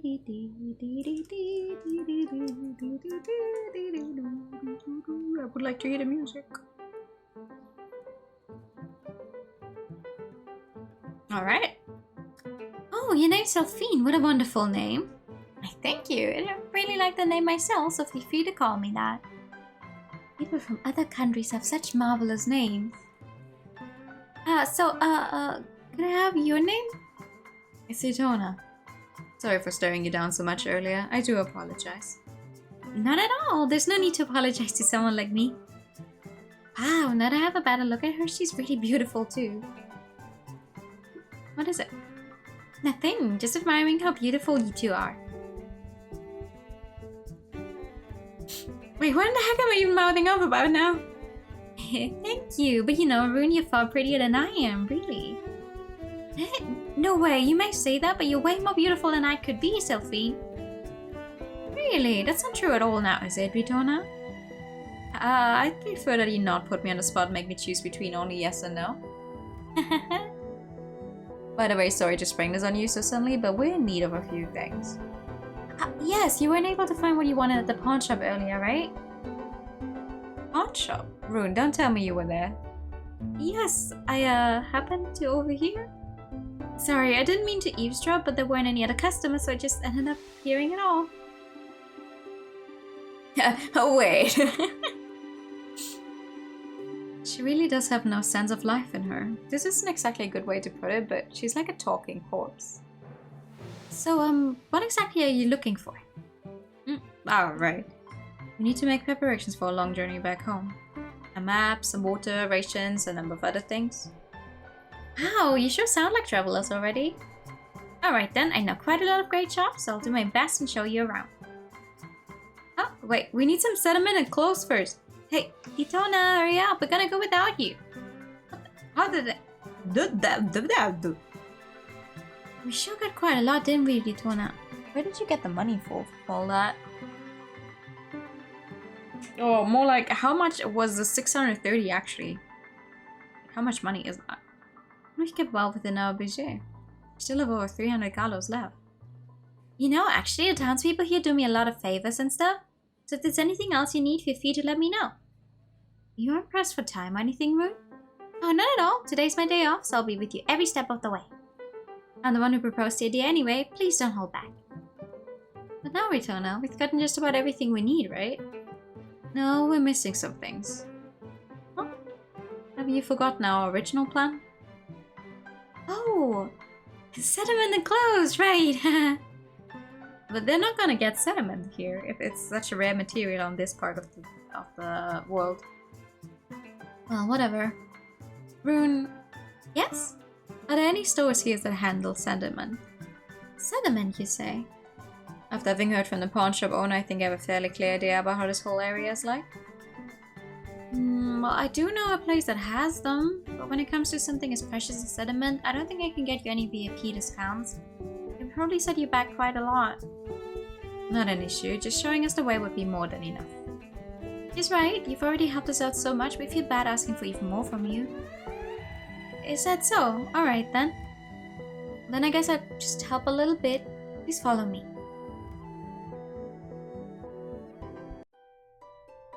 Welcome! Oh my, a trio of lovely ladies today. What a surprise! Hello! Good day to you. What may I do for you today? Is the manager here? The manager, you say? Sorry, I need to know what your business here is. Oh, well, you know. Rune approached the salesperson and whispered in his ear, and suddenly... Mr. Sivitz! I'm so sorry, I'll be right back. The salesperson's face turned pale and dashed into the back of the store. Forgive me for the delay. Even if the clerk didn't know any better, I apologize for his rudeness. Oh no, he wasn't rude at all. Mr. Sivitz, my goodness, he should have contacted us earlier, then we could have prepared to welcome... Wait, aren't you... The manager inspects every detail on Rune's face. Oh, no, I'm here for a specific reason. A specific reason? Like a surprise inspection? The manager suddenly goes off on a tangent just by Rune mentioning a specific reason, but she quickly corrects him. No, I'm not here for that, not at all. So what is with this conversation? Absolutely fucking lost. I see now. So it's for your companions. We didn't mean to raise a ruckus here. I apologize if we caused you any trouble. Oh, no, not at all. Any friend of Sir Sivitz is as good as a business partner of ours. Business partner? Oh, Ditona, you wanted some class 4, right? Yes, you're looking for some sediment then. Class 4 sediment is somewhere in the storage. Please give me a moment. They've been fairly priced based on the current market value as well. Hey you, get the sediment, have the guards open storage A. Understood. Well, ladies, instead of standing around here, why don't we head on inside to the VIP lounge? VIP lounge? Please feel free to, just pretend you're doing me a favor and letting me serve you to the fullest. This sure turned into a pretty big deal, huh, Ritona? Yeah. I apologize for the long delay. There was 1 second of black screen. Here are the cuts of class 4 that you requested. I've also brought cuts of classes 3 to 1 as well. Please take your time. Thank you. Such beautifully crafted cases. I'm sure the contents are even more valuable. Let's see about that. This is terrible. All of the sediment looks like nothing but plain old rock. Sediment can be divided into 2 general categories. One kind is slowly absorb the mana present in the ground over a long period of time, natural sediment. It's practically just rock that's absorbed a mixture of all 5 kinds of mana, pyro, aqua, terra, aero, and void. Oh, that's new, they didn't mention void earlier. The other kind is natural sediment, which has undergone a treatment process, allowing it to be filled with mana. These used in manacraft and referred to as crafted sediment. When referring to sediment, it's usually the latter. Once filled with mana, crafted sediment is ranked according to how much of the mana stored inside remains unchanged. For low quality cuts, such as class 3 or 4, mana put into the stone will change into another kind regardless of how pure it originally was. This is referred to as impurification. For example, even after filling a stone with 100% aqua mana, it might turn into an 80-20 mix of aqua and terra. Being exposed for a long time to the same type of mana will end up leaving it slightly aligned towards that type of mana. This makes achieving the required ratios for crafts harder, and no amount of processing will help, which is why the class is lower. Hence, it's common practice that class 1 sediment is filled only with 100% purified mana when sold. Purified mana not having any attribute is the easiest to impurify. To prove that a cut of sediment is of a high level of purity, filling it with purified mana is the fastest way to go about it. The sediment that the store's manager referred to as Class 1 had some slight impurities in it. This normally would never be classified as Class 1. Probably closer to Class 2.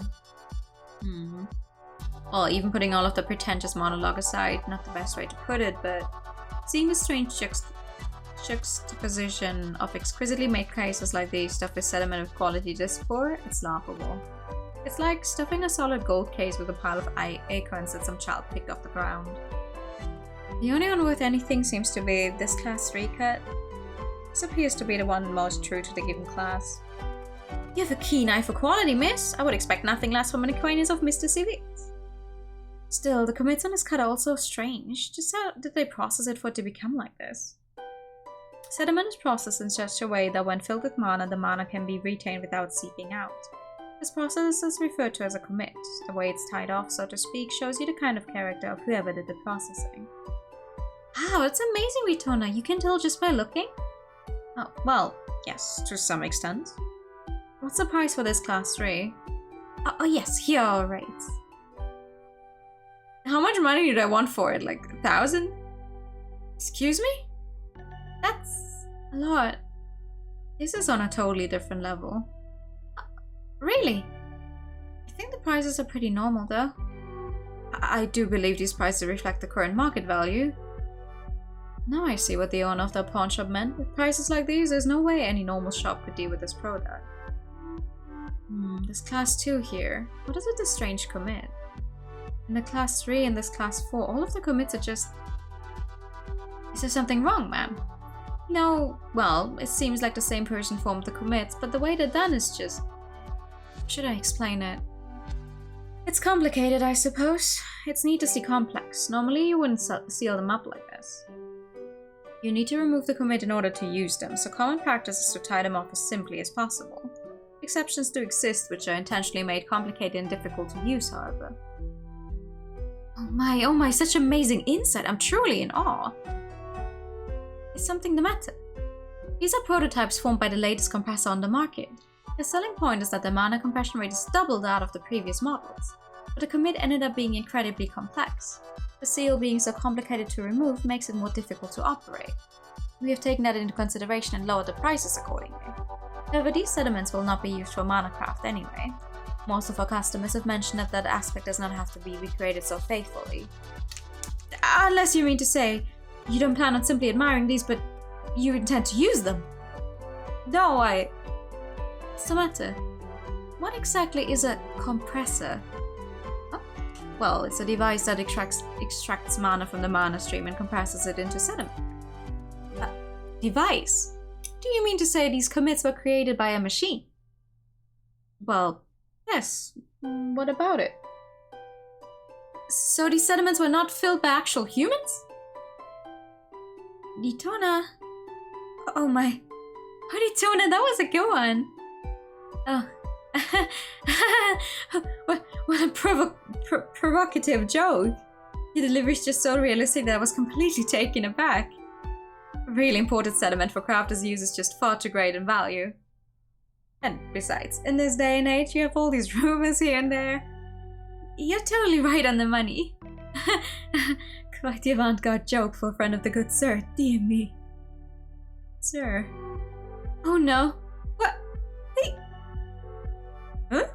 Sorry, but we have to get going. Eh? What seems to be the matter? I'm so sorry, but I remembered we have an urgent errand to run. Anyway, if you excuse us. Hey, wait! What's happening? What was that all of a sudden? What a scare. This is the second time today. Sorry, but the manager's pretty perceptive. Perceptive? Oh, it's nothing, just talking to myself. Please don't mind what I said at all. In any case, Rune, there must have been a better way to change the topic of the conversation. Yeah, but I'm not just really good when it comes to that kind of stuff. So you're the type who can't tell a lie. You're a real enigma, you know that? Enigmatic? I sure hope you didn't mean enigmatic in a bad way. Really, the sediment was just far too expensive. How could we possibly buy some now? I apologize for that. I should have asked about your budget beforehand.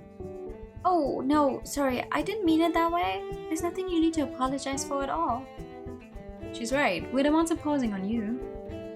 But honestly, if that's expensive for you, then I don't think you'll be able to get any sediment anywhere in town. When he said he studied the market for the prices, he was pretty right on the money. Is that so? This is a problem. I hope Delphine and I don't end up getting separated then. Haha! Anyway, putting that aside, Dune, do you mind if I ask you something? Yes. Wherever we go, everyone seems to know who you are. Are you some kind of celebrity in town or something? Huh? I've noticed that too. Besides, personal manager immediately treats us differently after seeing you and hearing who you are. Are you from a well-to-do household here? Oh, no, not at all. Well, it's just that the work I do is a little special. But it's not something I'd like to talk about. It's a pretty unique way of making a living in this place. Special work that you'd rather not talk about with others, so I'm guessing you're a prostitute. No! Not even close! How did you even come to that conclusion in the first place? Well, it was just the first thing that came to mind. Hey, Nitona, are you okay? Choking on my own saliva. I agree with the way you managed to make the connection just because of the word unique makes you even more unique. In any case, the sun's about to set. That's right. You wanted to hear about how it's like outside, didn't you? You forgot how charming you guys are being. Oh, so you're a prostitute then? No. First she's like, are you from a well-to-do household? Oh no, the work I do is just a little unique. Oh, so you're a prostitute?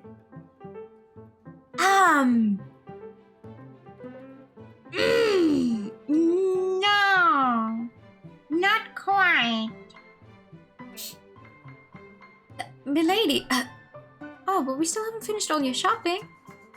Once we get the last thing on the list closed, then we can go have some dinner. If you don't mind, then we can have it together and I'll tell you all sorts of stories over that. When I said that I knew my way around town, that's not what I meant. Hey, you don't mind, do you, Ritona? No, I don't. Are you serious? Really? I wouldn't want to intrude or anything. Of course you aren't. It was a promise between us friends, right? Hey? Come on, Ritona, let's go. Okay. Friends! She says, with tears in her eyes. There's a signboard hung up at the front of the clothier. The sign reads, Crowley's Apparel, glad to be closed. They're glad to be closed, it seems. So they are. The sign sure gets on my nerves. Still, it's a little too early to be closing up shop, isn't it? I'm sorry, we should have come here earlier. The stares from everyone around as we were shopping were becoming too difficult to bear. We simply just stand out too much. There isn't a single person in town wearing a cloak. A black cloak is a necessity for manacraft and is generally part of most formal wear outfits. Furthermore, what I'm wearing now identifies me as a royal guardian, the most formal of such outfits. And Sylphine is wearing a peach-colored dress. It really sticks out. Certainly what a princess would dress with. I should be alright for another night. Once we get to an inn, I can just scrub the clothes clean. Laundry is one thing, but I'd really like to take a nice hot bath. We did sleep outdoors last night after all. What should we do? Should we head to the inn first? No, there should be a lot of places to eat just nearby, right? It will be a hassle to head back here anyway, so let's just have some food first. Yay! Hey, so she says. Sure excited, Sylphine. I'm so excited to try another country's cuisine. I was about to ask if she'd forgotten that we were swept away from our own country, but I restrained myself. She can forget about everything that's happened just for now, why not? She'll end up remembering it all as we go to sleep anyway. About Rugen Said and her people. Had it just been Sylphine and me today, I'm sure she wouldn't have been this bright and cheerful. I'm glad that Rune accompanied us today. Rune, your gelato looks delicious. Oh yes, it's very tasty. It's cold and red. What does the color have to do with the flavor? Now you two, why are you spoiling your appetite just before dinner? On the way, the two were enjoying ice cream they purchased from a vendor with a frozen treat stand. To be specific, Sophine's was milk flavored and Rune's was strawberry. Because we're hungry. I suppose that's true. At least she has an appetite. Well then, I guess we really should have some dinner. Yeah, I'm super hungry. Alright then, where would you like to eat? I want to eat something nice and hot. Something hot. If that's the case. Rune, eh? She's a real mystery. We've only just met, but I can't help but feel totally relaxed around her. A person this free of malice is certainly a rarity. Oh no, she dropped her ice cream! Wait, hold on. Wait. Do I have ice cream? No, I don't. Oh, I don't have ice cream. That would have been funny if I had some ice cream. I don't. I'm not going to think about the way she's just slightly off. That makes me suspicious of her motives. I'm not. I'm not. I'm ignoring the red flags. Something troubling you, Ritona. You're making a pained expression. No, that's... Sorry. Eh? What's this all about? What's this about all of a sudden? Good evening, ladies! Just as we were conversing, a bulker approached us. Evil's Tavern's got discounts this whole week. Stop by and have a look if you like. Evil's Tavern, eh? It's a tavern at the edge of town, pretty famous since a long while back. A tavern? There go a bar. A place for drinks. And we just got some new ale up on tap. And to celebrate, we got everything at 30% off. Jonah, did you hear that? 30%! 30 whole percent! 30%? Is that something one would never expect to hear from a princess who's lived in a royal palace all her life? Well, we can't buy any sediment, but we have more than enough money to get food. Why don't we go to a more typical restaurant instead of a tavern? That is true, and that place has quite a peculiar atmosphere. Oh. Well then, take this! He hands Arun a small slip of paper. A special coupon reserved only for lovely ladies such as yourself, another 20% off, half of everything!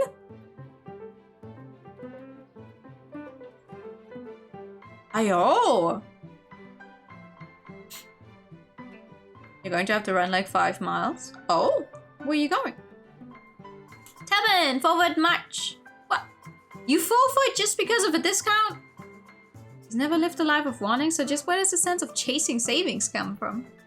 You weren't raised to be like this! Ritona, you sound just like her mom. Tavern, forward march! Sophine seems to be pretty up for it, so why don't we just take a look at least? Would you like me to show you the way? Well, it's a pain to think any further. I'll just let Sophine take the reins on this one. Oh, you were going to burn the calories. Okay, sorry. Ooh, it didn't work like that. I getcha. After a short walk, we emerged in a decidedly darker, dingier part of town. The ambience of the entire place contrasted starkly with the central district of town where we shopped early in the day. There was a slight air of danger that wafted around. I wouldn't even think of passing through an alleyway, even if it was a shortcut to someplace. This place had a dark, desolate feel to it. Oh, looks like things are getting pretty interesting. I wouldn't say interesting is the right word for this place. Rune suddenly walks ahead of us. Milady, are you sure you want to have your dinner in a place like this? What's wrong with it? What's wrong, you say? Doesn't anything come to mind just looking around? Scary, for one? Scary? I see. Not really, no. I mean, you're here with me. What's wrong, Ritona? It's nothing. Just, you might want to exercise a little more caution is all. It'll be fine. I doubt Rune will bring us to anywhere dangerous. Besides, even if something does happen, you're right here by my side. It'll be alright. Goodness gracious. After 10 or so minutes, we arrive at an absurdly large building. Here we are. This is Abel's Tavern. We follow after Rune pushing the doors open and...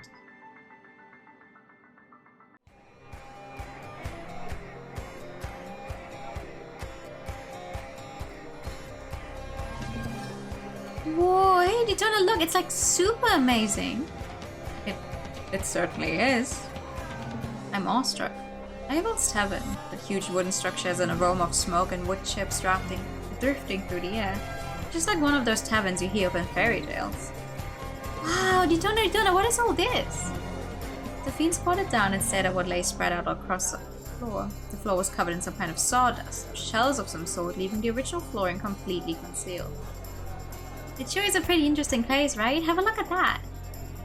Moon pointed towards the middle of the building. What? That's enormous. The interior of the structure extended all the way to 3 whole stories, resembling a coliseum of sorts. A spiral staircase using a large tree as its motif extended all the way to the top floor. The stairs were used for delivering orders and such. Is that a real tree? Now that I look at it again, the large tree's canopy reaches all the way to the top and acts as a ceiling for the uppermost floor. You wouldn't notice it until you had a closer look, but you can see the night sky through the gaps between the leaves of the tree. It is indeed. This entire place was constructed around this tree. That's amazing! Marvelous! Truly marvelous, isn't it, Ritona? But what are they going to do when it rains? The interior was lined with casks and casks of alcohol. It seemed to reach all the way to the 3rd floor. Would the casks serve as some kind of divider? Truly befuddling architectural design. This place was one of Kadia's main attractions. This brewery at Abel's is responsible for producing 60% of all liquor in Sector 3. Brewery, you say? Behind those casks is the brewery, separate from the tavern itself. Is that so? Suddenly, hey everyone, listen up!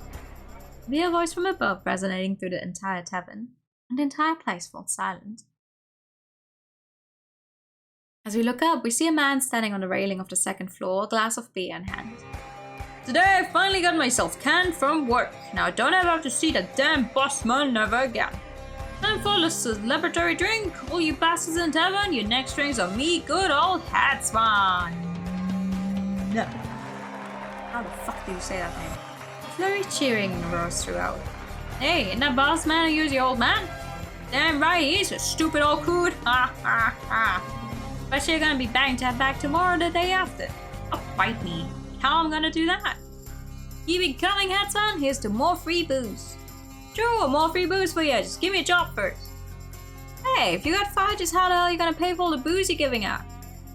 Booze is sure as hell can, you numbskull. It's like I'm washing dishes for you for a month. Wow, Hatsman, you're such a generous gent. Oh, that's so? Why don't you marry me? Over my dead body. Everyone laughed up a storm. Alright, bottoms up, everyone. Every single person in the tavern goes woo as they all share a hearty toast. Cheers roared with an intensity that shook you to your very core. This place sure is something. It's just how this place is, so I suppose for you too it might be a little... Well, I'm already used to it, so I don't mind, but Sophie might not yet be ready for a place like this. Look at her eyes. Look at her eyes. Eyes are... Wrong button. Her eyes are like this. I think she's ready for this place, Ritona. We have to find a quieter place. I love it. What? Oh no. She's got that spot. Yeah! Yeah! Yeah! She's got that sparkle in her eyes.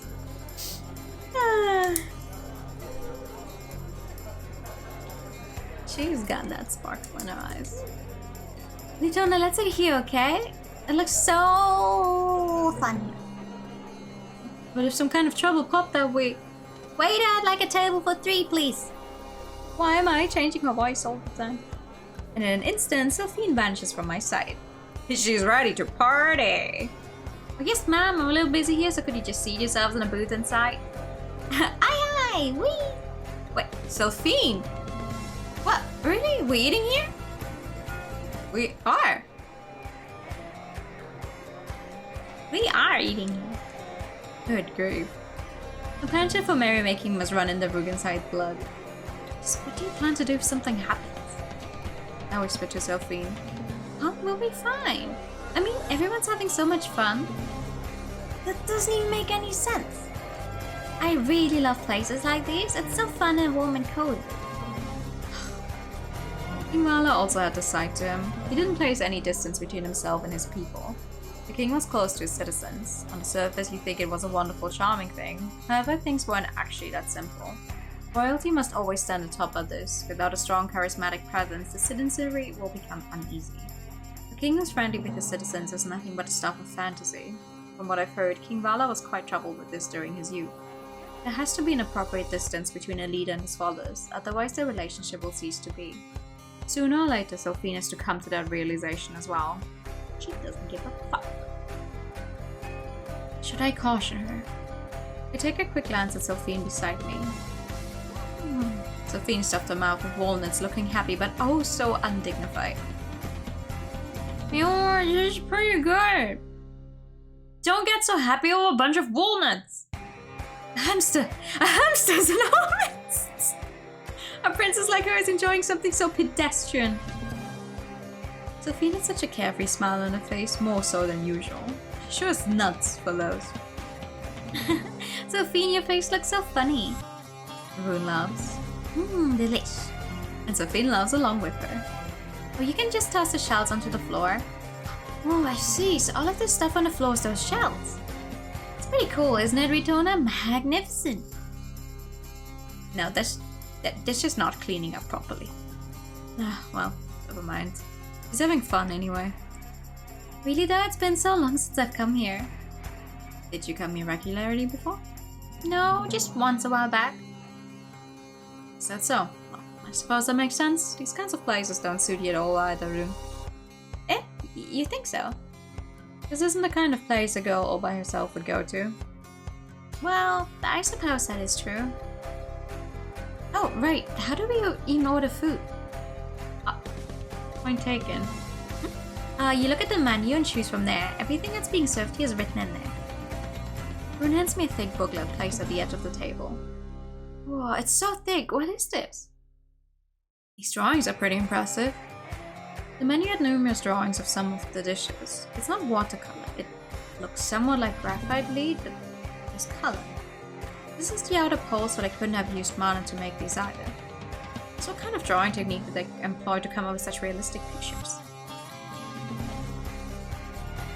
It's photographs.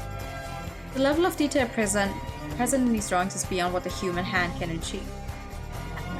Those aren't drawings, but what we call photographs. Photographs? Yes. Actually, do you not have menus where you come from? How do you order things then? Huh? Well, normally we're set up such that whenever you enter the establishment, a Comcraft line would be activated. From the line, a list of ingredients would flow into your conscience. Just by entering the shop, you would already know everything they serve. There'd be no point in leaving these bundles of paper at every table. Menu, eh? Pretty inefficient way of doing things. Huh? But they have no choice. There's no mana here. I'm not gonna lie. I think being reliant on mana for everything you do is the more inefficient way here, but that's coming from someone who, you know, obviously doesn't have this in their life. If you grow up this way, you would think anything that's not using mana is inefficient, but looking at it from this perspective, as soon as you're somewhere where you don't have mana, you're like stuck in the Middle Ages or something. That is something similar to this. We have a lot of small establishments from where we are. There's usually a large display board hung just above the kitchen. Apparently that's how it was like before the advent of Comcraft. I've only ever seen mock-ups of it though. Huh, this culture and difference is sure interesting, huh? Even with something as simple as this. Yeah, our countries definitely are different from each other. Now what should we eat? I can feel a strange aura from beside me. What in the... Sophie looks completely different. Her eyes are so affixed to the menu with an expression more serious than I've ever seen. Could it be? I'd say those eyes are once able to see things no normal person could see. Stern, dignified, clear eyes. The eyes of royalty. For choosing what to have for dinner. Has she finally awakened? But why now? Why here? What's the matter, my lady? I feel her gaze pierce my very being. What's wrong, Selphine? Ritona, Rune? Yes? I can't read this menu. That's what I'm saying. Electricity for everything. True. That's true. You're right. Well, I suppose that much was obvious. We relied on Rune the entire time, so I didn't realize it until now, but we can't actually read the language. Iodatum can only interpret what is audible, not written. Miss Sophie. If you just told me, then I would gladly help you read, so please don't make such a scary face. Okay, thanks. Sophie doesn't even notice. Rune's gone totally pale from seeing her expression.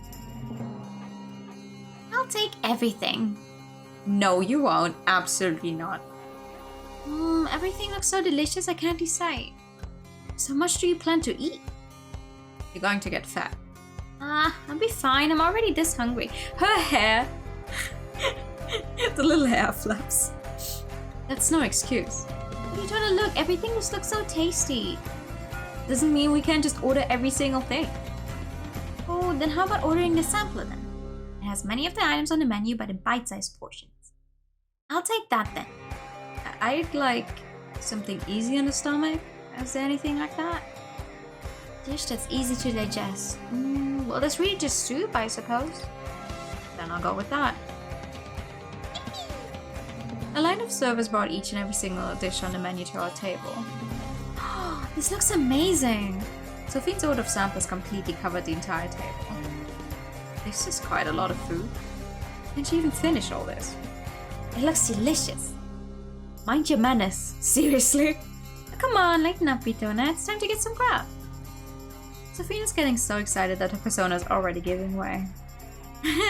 You two are just too funny. Don't tell me you're actually traveling entertainers. Funny? Absolutely not. Oh, Ditona, are you alright with just soup? Is that going to be enough for you? Yes, I'd like something light for tonight. It might be because the flow of mana here is weak, but I have no appetite. Ditona, if you don't eat anything, you won't get any energy. I realize that, milady. But honestly, I just can't get rid of this feeling of languidness. I don't particularly feel bad, but it's like a chill you feel right before strong fever sets in. Feeling of your very bones weakening. Oh right, they said the discounts were to celebrate a new ale, right? How about we try some of that? Oh yeah, the art is really nice. Still, after all those years. What? Ditona, are you alright with ale? Hey, that's a mighty fine question, Everett. No need to hide anything now. Vitona here can match her drink with any man, even one bigger than her. Hannigan covers Sophine's mouth. Or rather, she not say too much. Vitona, are you a heavy drinker? Thank you for the hydrate.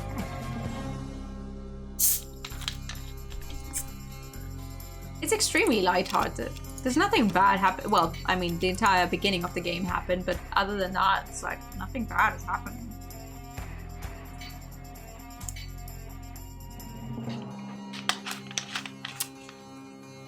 I don't remember when the big things started, but probably after chapter 4. Oh, right, pause to check.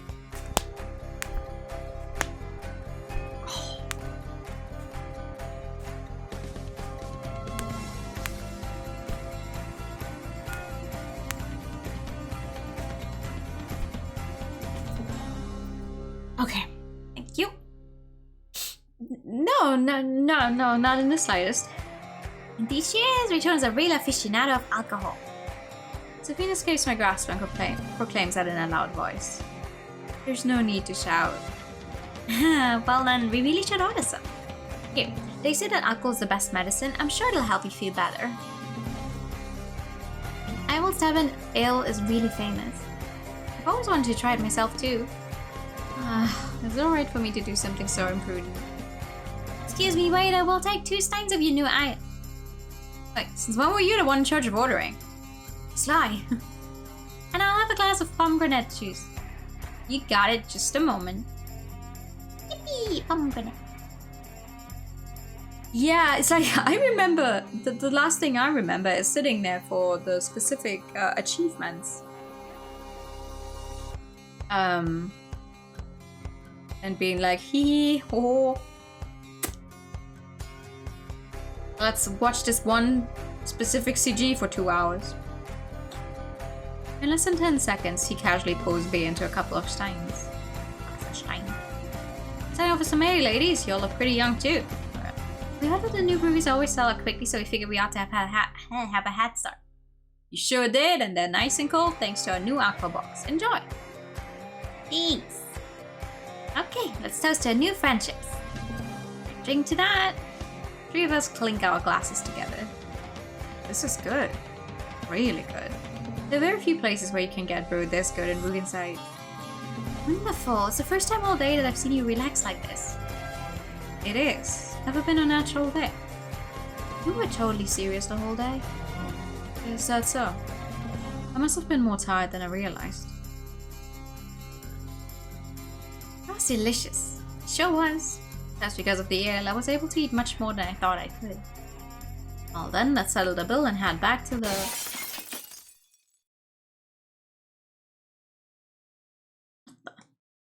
That sounded like a lot of glassware shattering nearby.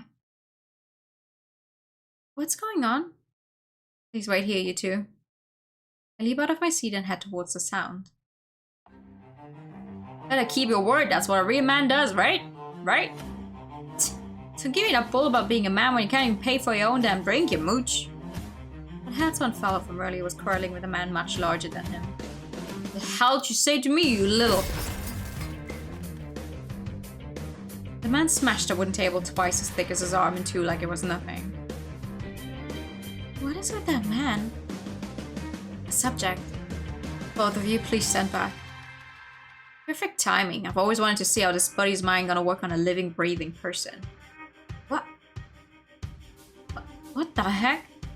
The man pulls out a cast from the packed wall using just one hand without even breaking a sweat. And then... Hey! What are you up to? Hey! He lifts the cask up overhead, its size even larger than his entire body. Is that cask full of alcohol? It was a surreal scene. So surreal that the jeering bystanders were all silenced. Don't tell me you're gonna hurl that thing at me. Are you gonna kill a man over some lousy tap? Yeah, I will. That'll teach you all just to run your mouths off. Hey, you, what the hell are you doing? Shut up! He flung an empty stool in the air as he was shouting in response. The heavy bar stool zoomed through the air in a straight line. The waiter just barely managed to dodge the stool, which quickly smashed into the wall behind him, breaking apart into pieces. If y'all don't want to die, then back the hell off. Nitona. I'm working on it. The mana in the air is too thin, I can't get the synergy right. I just have to do this with my own mana. Just make it in time. I begin to refine my internal purified mana into Terra and Pyro. The right ratio, the right timing, the right synergy. Terra, Pyro. Materialization. Polishing. Cooling. Stop screwing around, you can still stop this. Calm the hell down. Finished. I leap off the ground. Please let me get there in time. Then suddenly... Run your mouth got you into this mess, you little piece of... Shadow flies right through the corner of my eye. Crash! For a moment I couldn't tell what exactly happened. Hatsuan had vanished from in front of me. And in his place was... Rune! Rune's body flying from the impact of being struck by the cast. Huh? What the heck just... You bastard! I use a nearby table as a launching pad and jump. Using all of my strength, I swing my sword downwards. The sword met no resistance. It was a clean slice. The cask was cleaved in two, spilling ale all over the tavern. What? The man loses his balance and falls flat on his rear. What the hell, you What? That's a really nice artwork. His eyes are fixated on the strange object pointed at his throat. Transparent sword. This glass sword can cut through even metal. Your neck is nothing in comparison. It'll cut easily through it like a hot knife through butter. Listen, I'm only going to say this once. Don't move. Ah, you little... He screams at me with hate, but our match is already over. As I've got his neck pinned to the ground, the clattering of his boots against the floor tells me all I need to know. Rune! Milady, how is Rune? Bah, that was a voice's wrong way around. Oh! Reaction. Owie? Rune, are you okay? I'll patch you up in a sec, okay? Wait, what? Oh, so sorry, I must have tripped. You tripped. What's wrong? There isn't a single scratch on her? What? Jajan! Oh, I love her. I love her. She's really good. Extremely good. Are you sure you're fine? Moon just rose to her feet without a single mark or bruise. I'm fine, really. I just tripped a little. No, that's impossible. I'm 100% A-okay. Just look at me, perfectly healthy. Hey, you three, wait a minute. Hey, really, thanks for the help back there. If you girls weren't around, I'd be pushing up daisies by now. No, I didn't do anything. Save your gratitude for this girl. No, I didn't do anything either. Just happened to be around and I accidentally tripped. This girl, she's still terrible at lying. Wait, aren't you? Takes a close look at Rune. Nah, that can't be. It's nothing. Never mind. Well, anyway, seriously, thanks. Please, could you let me do something to return the favor? Oh, you don't need to really... Wait. On your shirt, does that read Crowley's Apparel? Heck yeah, it does. The name's Headsman Crowley, second generation owner of Crowley's Apparel. So you are. That's perfect timing. What do you mean? Well, actually... We'll explain our predicament to Headsman. As you can see, these two girls really stand out, so I've been looking for a new set of clothes. Was that it? Leave it to me. I'll stitch you up some clothes even nicer than what my old man could ever put out. Come with me. I thought you quit your job. Wait, we're going there right this moment? It's fine, right? A night's still young. Let me do it this much, okay? Besides, you'd rather have this done as soon as you can, right? Well, that is true. Just how is he going to tailor while drunk? Gotta strike while the iron's hot and I'm in the mood. You let me do this tonight, I'm not even gonna ask you what these are for. Once tomorrow hits, then I'll be all sobered up and my curiosity is just gonna get the better of me, you know? It's just ridiculous. Wow, you make clothes for us? Sure as hell am. You girls are my saviors. These outfits are gonna be the best I make yet. Yippee! Wow, these don't look. This fabric feels really good. Oh, this is quite... Wow, you two look fantastic. They're still very much wearing clothes, though. These are nice clothes, but they're still very much wearing clothes. They drank to the point he forgot he quit. Of course they do. Who do you think I am? I was totally taken unawares. Headsman's tailoring was second to none. You fell asleep in your chair. Oh my god. Good morning, then. Hi. I hope you don't hurt all over, because that's what usually happens when I fall asleep in my chair. Anyways, I made them nice and simple like you asked me to, but the models using the clothes are just too beautiful that they stand out anyway. Headsman keeps looking back at Sophie as he tilts his head. Hey, he said I'm a great model. Of course, she was born to a king said to be the most handsome of the land and a queen blessed with both looks and intelligence. If she weren't beautiful, I'd be filing a complaint to Mother Nature herself. Still though, Miss... Do you mean me? How do you like your outfit? I can't say it's the most original color palette I've ever tailored up, black on black with a shade of grey. You're quite a looker yourself, don't you want to put on a little more color? I think it would look great on you. No, I'm fine with this. Color black has a tendency to absorb mana. As mana is absorbed into your clothing, it becomes easier to feel the levels of mana around you. For battle crafters who can start and finish a craft in a split second, it isn't rare that wearing black can tip the outcome of a battle. Mana crafters always have to keep their function in mind for the clothing. Putting on cloaks though, that style's 30 years old, you two. I think so. I think they look really cute. Oh, I see. Thanks for letting me know then. Well, pretty young ladies like yourselves really are the best for modeling this stuff. Modeling for what? Trends, fashion, it's always a changing. The fact that you girls like this kind of look is proof that'll be in the in thing again soon. Haha, you got a point there. See, like, single-handedly bringing cloaks back to modern fashion. Boy, oh boy, it's been a long time since I've done up outfits this pretty. It feels great. Thank you so much, Mr. Headsman. Anytime. Wait, weren't you fired? Can we just waltz in here and do all this? Ah, yeah, it's fine. The old crew just says whatever he wants to, so you just gotta learn to let it go, otherwise you ain't gonna last.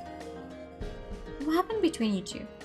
He said something real crazy to me. Insane. Absurd. Totally not something you'd ever say to your own flesh and blood son. Family business, eh? Is that something that'll always go smoothly? What did he say to you? He told me not to drink while I'm on the job. That sounds perfectly rational to me. You were clearly in the wrong there. I was tailing up some suits for a bro's wedding. It's like the rule that you drink to celebrate good times. There's no such rule. Yo, that's one. You okay from earlier? Ah, sorry ladies, just give me a moment here. Edson steps aside, begins to converse with a couple who passed by. The fabric here makes it so easy to move. Indeed. You two look really great in those outfits. I really wasn't joking. The materials he used are fantastic. No, yes way. Yeah. No way. Yes way. The quality of the cloth is just as good, maybe even better than my formal wear outfit. I wonder how much this would have cost us if we were gonna pay. What's with that dry laugh? I took a look at the store's price list earlier. How much would this have been? You know what they say, ignorance is bliss. Is it that expensive? So who's this Hertzon fellow? Sorry about that, ladies. Was that your friend? Yeah, well, actually, it's just a guy I bump into sometimes in Ivals. Hey, Hertzon, I heard you picked a fight in tavern, is that true? Huh? It wasn't a big deal. Don't put too much worry in my fragile little heart now, okay? Worry you? Me? Again, Hertzon heads over to converse with the lady who passed us by. Oh, if you say so, then. Come on, no need to pout like that. Let's head over to something for dinner next time, just the two of us. What do you say? Not a chance. Not even a chance! Well, if you insist. Heck yeah, I do. I'm up for it anytime. After they finish talking, the lady leaves. Sorry for bailing again. You sure know a lot of people. We're the only place here that tailors up formal outfits. When you've been doing it for this long, you and your customers are practically best buddies. Edson takes out a flask of alcohol and swirls it around, inhaling the vapors. Don't you think you've been drinking too much? You should slow your pace a little. That's fine, I gotta do this. It's part of my job too. Drinking is a part of your job? Yeah, it sure is. City needs a village idiot, a class act, someone to bring on the laughter. What do you mean by that? Everyone in the city's tired, exhausted. These are parts every day there's news about how mana-related sicknesses are spreading or how the outer pole borders are shrinking. It just gets to you. Everyone's on edge. The borders of the outer pole are shrinking? I've never heard of that phenomenon before. Actually, now that you mention it, we haven't heard any good information about that in a while. Well, ladies, you know, it's times like these, tough times, that people have to laugh, to smile. We gotta enjoy every single day we're on this planet. Mr. Hertzman? What? I think that you're a fantastic person. This ain't nothing, I just love my books. Hertzman laughed up a storm. Anyways. Thanks. And scene change. Okay. No way, really? It's pretty interesting, isn't it? Oh, and food. Farming and agriculture are just booming back in my country. It's incredible. I know, right? It's amazing, really. Exactly. Your homeland seems like such a fun place. I'm so envious. You're from such a wonderful place. Why would you want to leave just to travel? Well... Oh, did I say something I shouldn't have? Let's just say we have some things to deal with. To put it another way, we're not so much traveling as we're making our way back home. We didn't intend for this to happen. Oh, I'm sorry for bringing that all up. No, it's fine. Don't worry about it. I've never been to San I can't fucking say that myself, but from what I hear, the continent's pretty far away, isn't it? Very far. Yes, it is. It's on a complete opposite side of the planet. There isn't a place farther than that. Versus. It's the age of exploration right now. Well, it may sound like the perfect time to adventure. The truth is that all the other nations are busy trying to protect and expand their own territories. It's at the kicks. Chaos!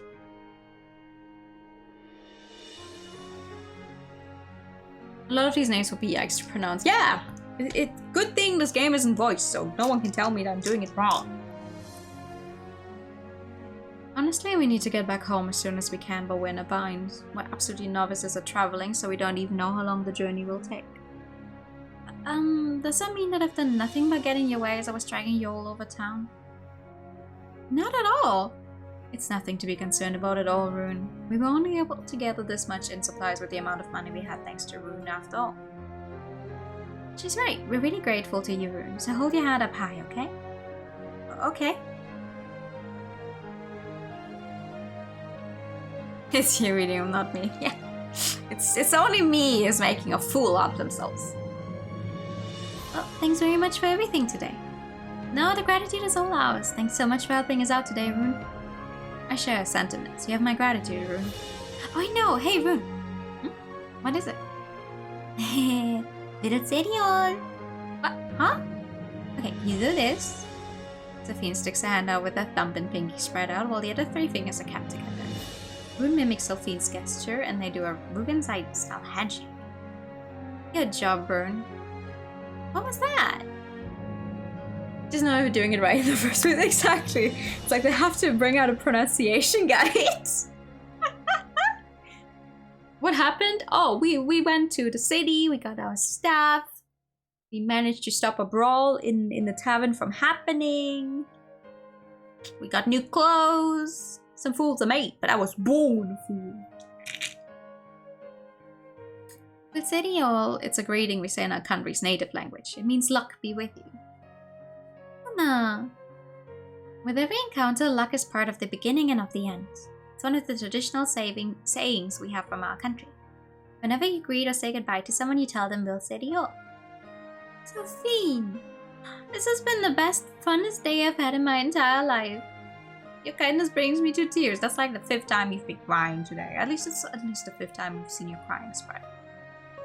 Oh, don't exaggerate. Donna, is Seriol to you too? Yeah, that's Seriol. I shake her hand. She sure cries easily. Oh, the sun's totally set now. We can walk you back. Yeah! She just say yeah. Did she just say yeah? You know, like, yeah. What? Yeah. It's alright, I'm fine. No need to worry about me. I don't think anyone in the city would even think of doing stuff to me, like kidnapping or whatever. Anyway, moving on. Yes? Will you two be leaving town by tomorrow?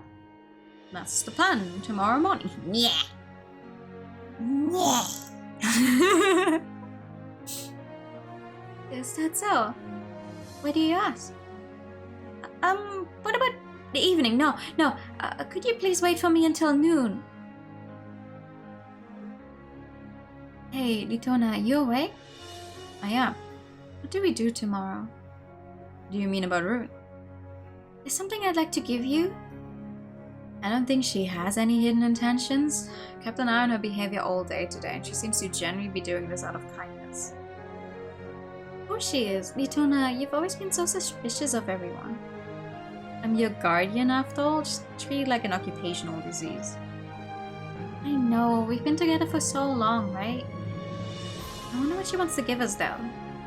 Oh, shall we extend our stay to just noontime tomorrow then?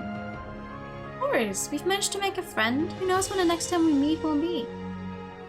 I can understand what you're feeling exactly. She certainly had her peculiarities, but I've grown rather fond of Rune as well. Who wouldn't? Even though we need to get back to Rugenside as soon as we can, I figure another few hours wouldn't hurt. No, you for your own safety, I'd say keep your hands off of Rune, I'm just saying. There's another reason why we need to leave this place as soon as we can, however. This place, the outer pole, is called that because it's beyond the reach of the mana streams emanating from the 4 mana poles. Yeah, I know that much. It's because there's so little mana that sediment costs so much, right? Indeed. By the way, how are you feeling right now? Well, I guess I'm pretty tired. We did quite a lot of walking and all. That's not what I meant.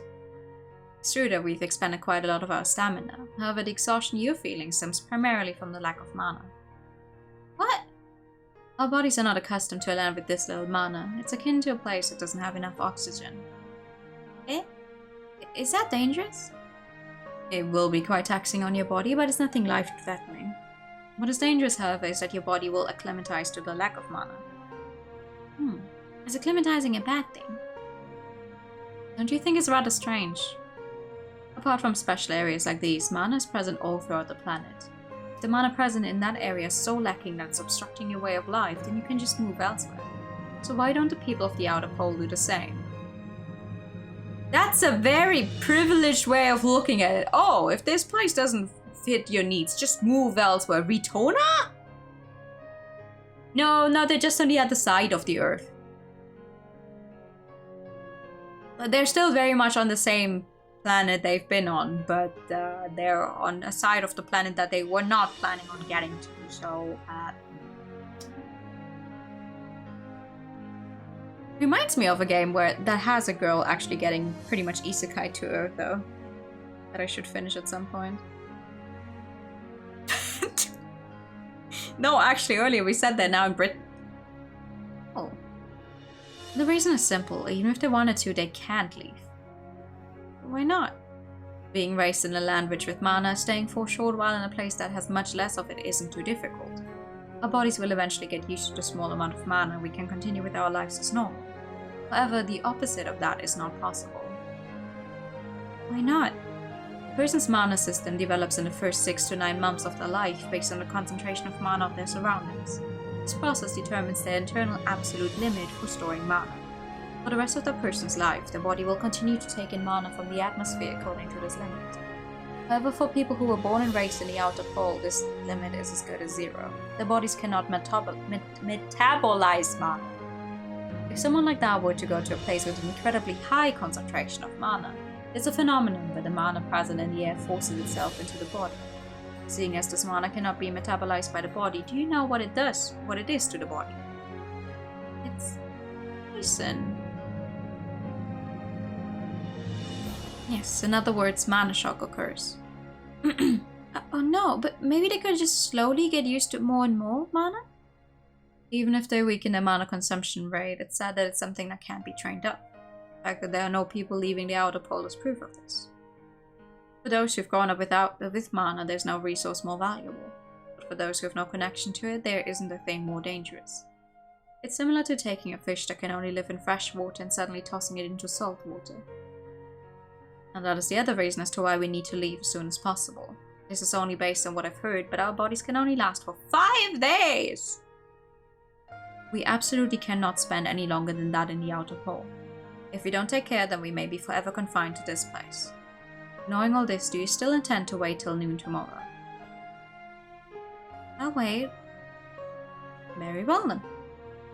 Once we'd gotten back to Rugen's side, I was gonna send Rin an invitation and ask her to come over and visit us. But with mana shock and all, that's not possible, is it? No, it's not. Then that means our meeting tomorrow with her is our last. We've only known each other for a really short time, but that doesn't change the fact that Ruin is my friend. Because if I can't even treasure my friends, then being able to treasure the people of my country would be impossible for me. Sorry, Ritona, I know that I'm being selfish and that I'm dragging you along into more danger. Nonsense, me lady. Suddenly isekai at the end when I get back to her.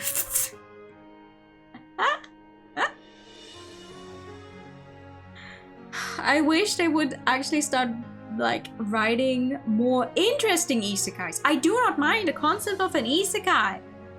I do mind, however, if it's the same boring ass story over and over again, just with different characters who end up all being the same. They just look a little different. I do not care about generic guy A getting isekai'd into a different world and suddenly he's the strongest of all time despite never having learned magic. I do not care if he has a smartphone in another world. I do not care if he gets reborn as a vending machine in another world. I do not care if he ends up being the strongest in the starting city or whatever the fuck all of the recent ones are. I don't even know what all of the recent ones are because they're stupid. It's cool when you say that everyone included wants to vomit. That's because you do not have her riz.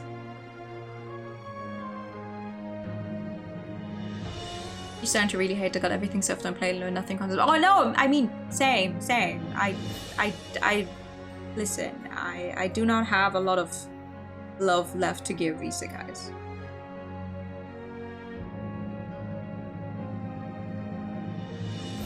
Destroying underworld holds it, and the spider being confused and fucked edible trees like it's an everyday occurrence. Actually, but I don't think it's that. From what I've seen, it doesn't seem to be very good. But there is an anime that came out last year. It's not been too long yet.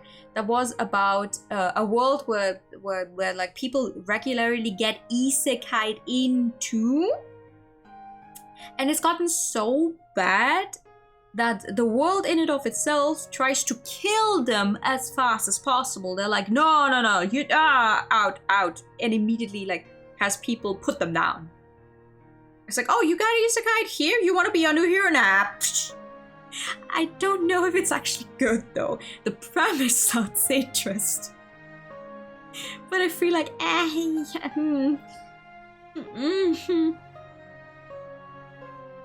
but it's just like, people could also just write fantasy stories without making the isekaiing thing. Like you can write a fantasy story. You can just write about a different world.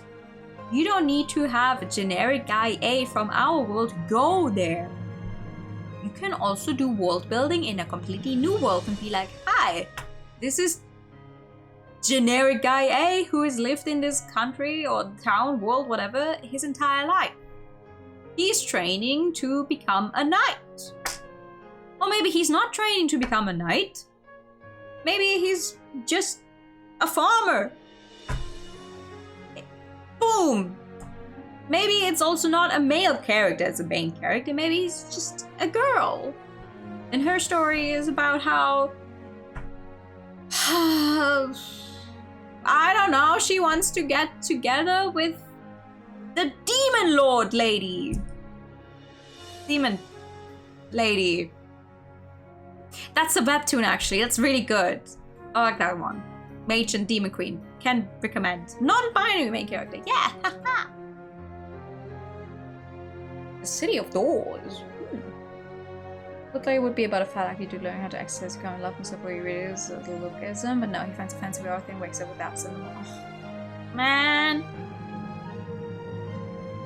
Oh, lookism I started reading many years ago, and then I always like lose where I was, and then I don't want to read like another 300 chapters to get big into it, so I've never stuck with it.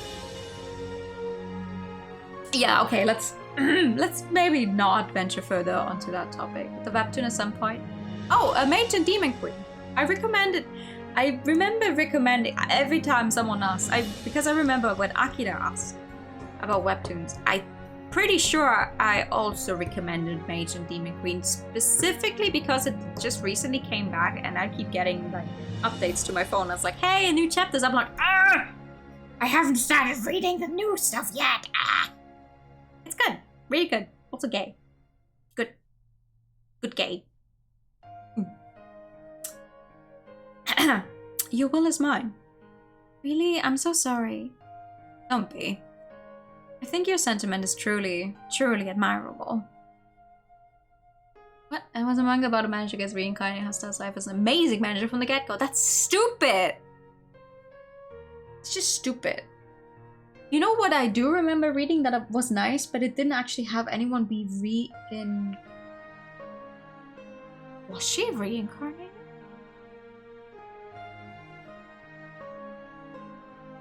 Actually, hold on. Let me think. Wait, I have to look up what it's called. Because when I tell you the name, you guys are gonna be like, "Oh, that sounds weird," but it's generally a good, really good story. 1 second. Yeah, continue. Yeah, I got an update. Hold on. No. Where is it? I got that one on Amazon. So it's good. It's called JK Haru is a sex worker in another world. Yeah, no, that was an isekai plot. Never mind. Which is about a girl who gets transported into another world, and it's not all rosy. So she starts working in a brothel there, but her story is really good. It's 2 light novels actually. It's a main story, and then there's one that continues it a little bit. They were both really nice. I can recommend those. It's also like her outlook on life is not happy-go-lucky rosy because, you know, she gets sent to another world and she ends up having to work in a brothel in a world where women do not get treated very well.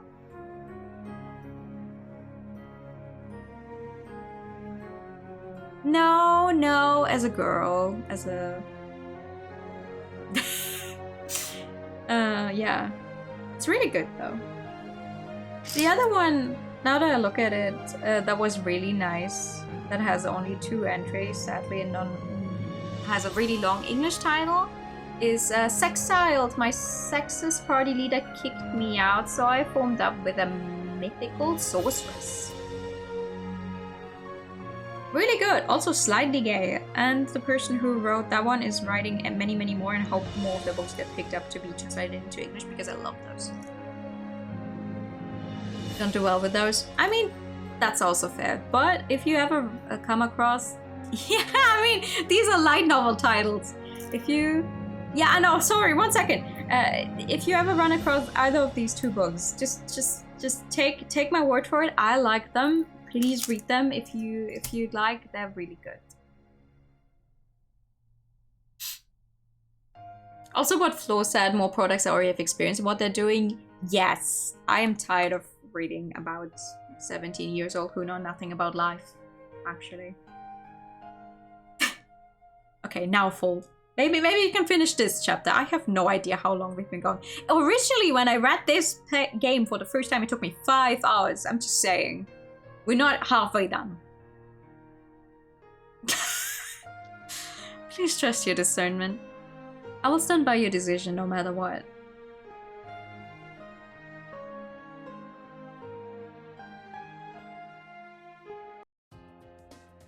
She's late. It's 12:20.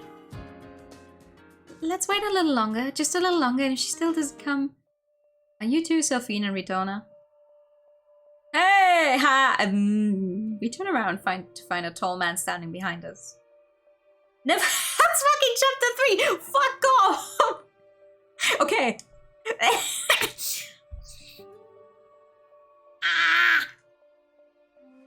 My full attention focuses straight on his eyes. They were sharp, almost combative, and weren't the kind to let just anyone get close to him. Maybe he was born with them. Yes, you're usually born with your eyes, Ritona. So what kind of life would one have lived to get such a sad gaze like that? Maybe it's Maybelline. And you are? My name's Udo Civis, CEO of the Civis company. Suppose our title means nothing to the likes of you two. Long story short, I'm Sarah's owner. Sarah? Oh, Sarah, is that some kind of store? That's the thing that was accompanying you the night before. Last night? Do you mean the girl we were with yesterday? Rune? What? Upon hearing the name, his face stiffens up. Calling itself Rune now, is that right? Yes, she was. Ruda lets out an exasperated sigh. Let's get one thing straight. I don't know what lies the thing has told you, but what you spent the entirety of yesterday with is without a doubt Sarah. Could you please stop addressing Rune as if she were a thing? What's wrong with referring to an object as an object? Hey, you. I glared at him with intent to intimidate. What do you want with this? I said so. Udo seems to have come to a conclusion of sorts as he silently approaches me straight on. As we stand right across each other, the difference in height becomes glaringly obvious. I only just barely come up to his chin. Yeah, whoever... yeah, I should have worked on those sprites then. Like, sorry, barely up to his chin would be here.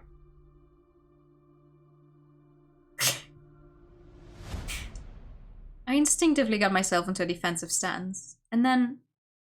Your eyes are absolutely exquisite. Huh? Maybe he did steal them. Maybe he did steal his eyes.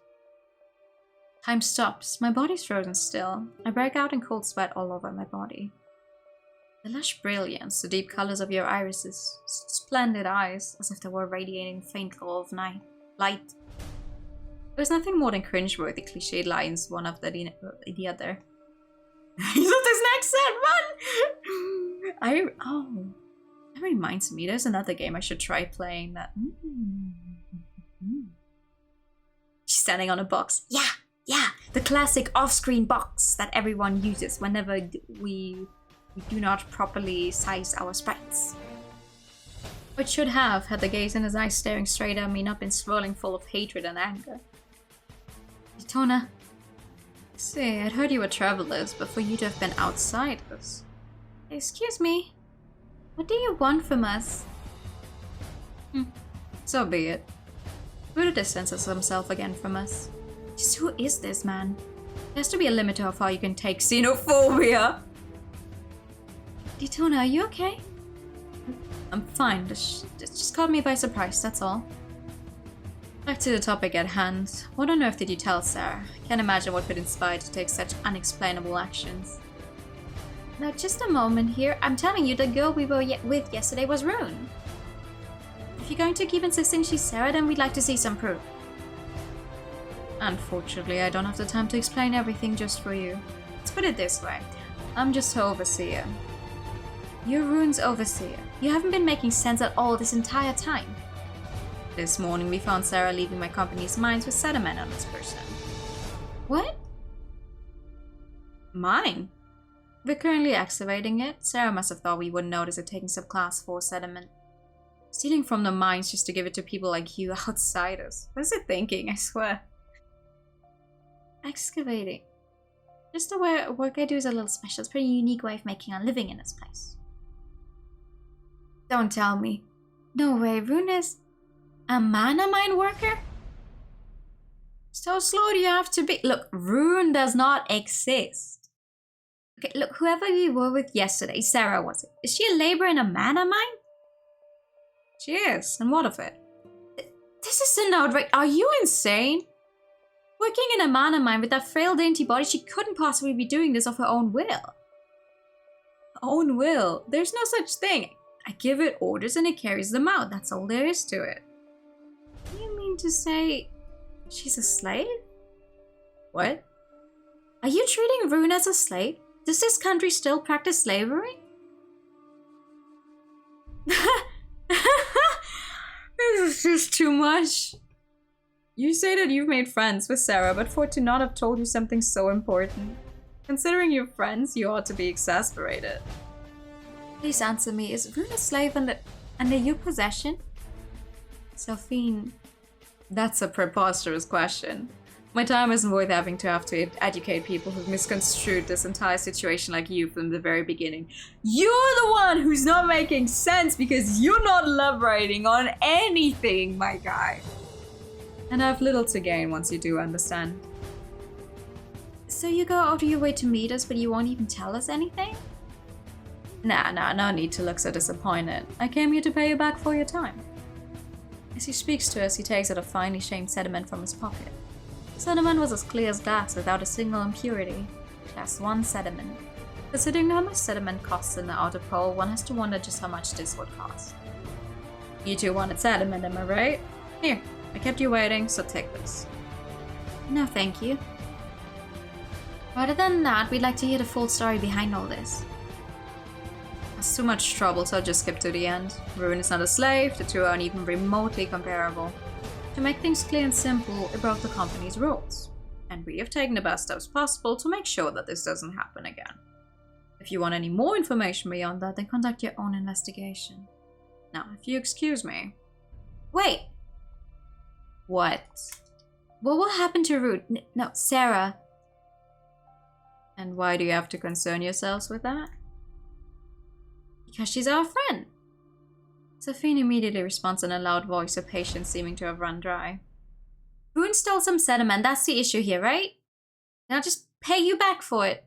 You do not have the money for that. I appreciate your sentiment, Sophine, but you do not have the money for that. So don't do anything to Rune. And he was wondering what you had to say. You do realize that this entire incident happened because you don't have the money to actually pay for settlement, right? Well, that may be the case for us right now, but once we return home... You're telling me to trust someone who I've only just met? This isn't something you can solve with just your emotions. Rudo once again begins to walk away. Wait! I'm a mana crafter. Chitona? Yeah! I don't have time to explain, but we're going to be spending the next minutes doing all this anyway. Because that doesn't make sense. But whatever. If you can give me any empty sediment, I can fill it with purified mana. The stones the size that you're holding, I can easily top up 10, even 20 of them. Well, how about that? But we still have a problem. You're a rather desperate girl, especially for you to make such remarks in a public place like this. And here I thought you had your head on straight. I suppose I overestimated you. Come on! Purified mana from a human. That's an extremely valuable resource in these parts, right? I'd say it's quite a good deal. Good grief, how utterly naive. Look, let me share some insight with you. When it comes to crime and punishment, the system does not exist simply to fix the crime. It must be a system that can reform the behavior and psyche of whoever committed the crime.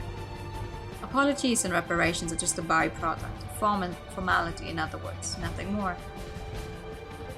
Isn't there anything at all that we can do? Nothing. The fact that I, the victim of this matter, haven't demanded anything from you means that the matter's already been resolved. I simply came here so I could hear your side of things, but it doesn't look like there's any point in that. But, more importantly, both of you had better not forget about mana shock. I'll around here long enough and you won't be able to leave the outer pole. Especially you with the red eyes. Based on the glow in your eyes, I'd say you have 3 days left here. Excuse me? I'm talking about mana shock. You're from the outside, right? Then there's no way you don't know about it. You can find out that much just by looking into someone's eyes? Who is this man? Leave. That is the best course of action for you right now. If you want to end up being unable to leave the outer pole for the rest of your life, then that's a different story. Rudo finally parts from us, leaving behind that final sardonic remark. What do you think, Ritona? I think the happy-go-lucky music in the background does not fit the mood. Ritona? I don't know. Sophine continues to stare in the direction that Rudo left, her face showing her refusal to accept the outcome. It's natural. Even I can't accept this. So Rune is a slave? I'm not sure. Rudo's explanation was extremely vague, as if he was intentionally speaking in circles to obscure something. Ritona... Yes. I was wondering what I read that right. What would my father would have done if he were in our place, but...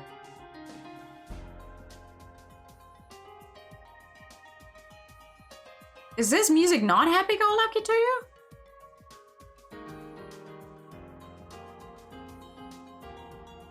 It could be more lucky, but it's still very... Din, din, din, din. To be fair, I can only half hear it because I don't have my headphone in correctly.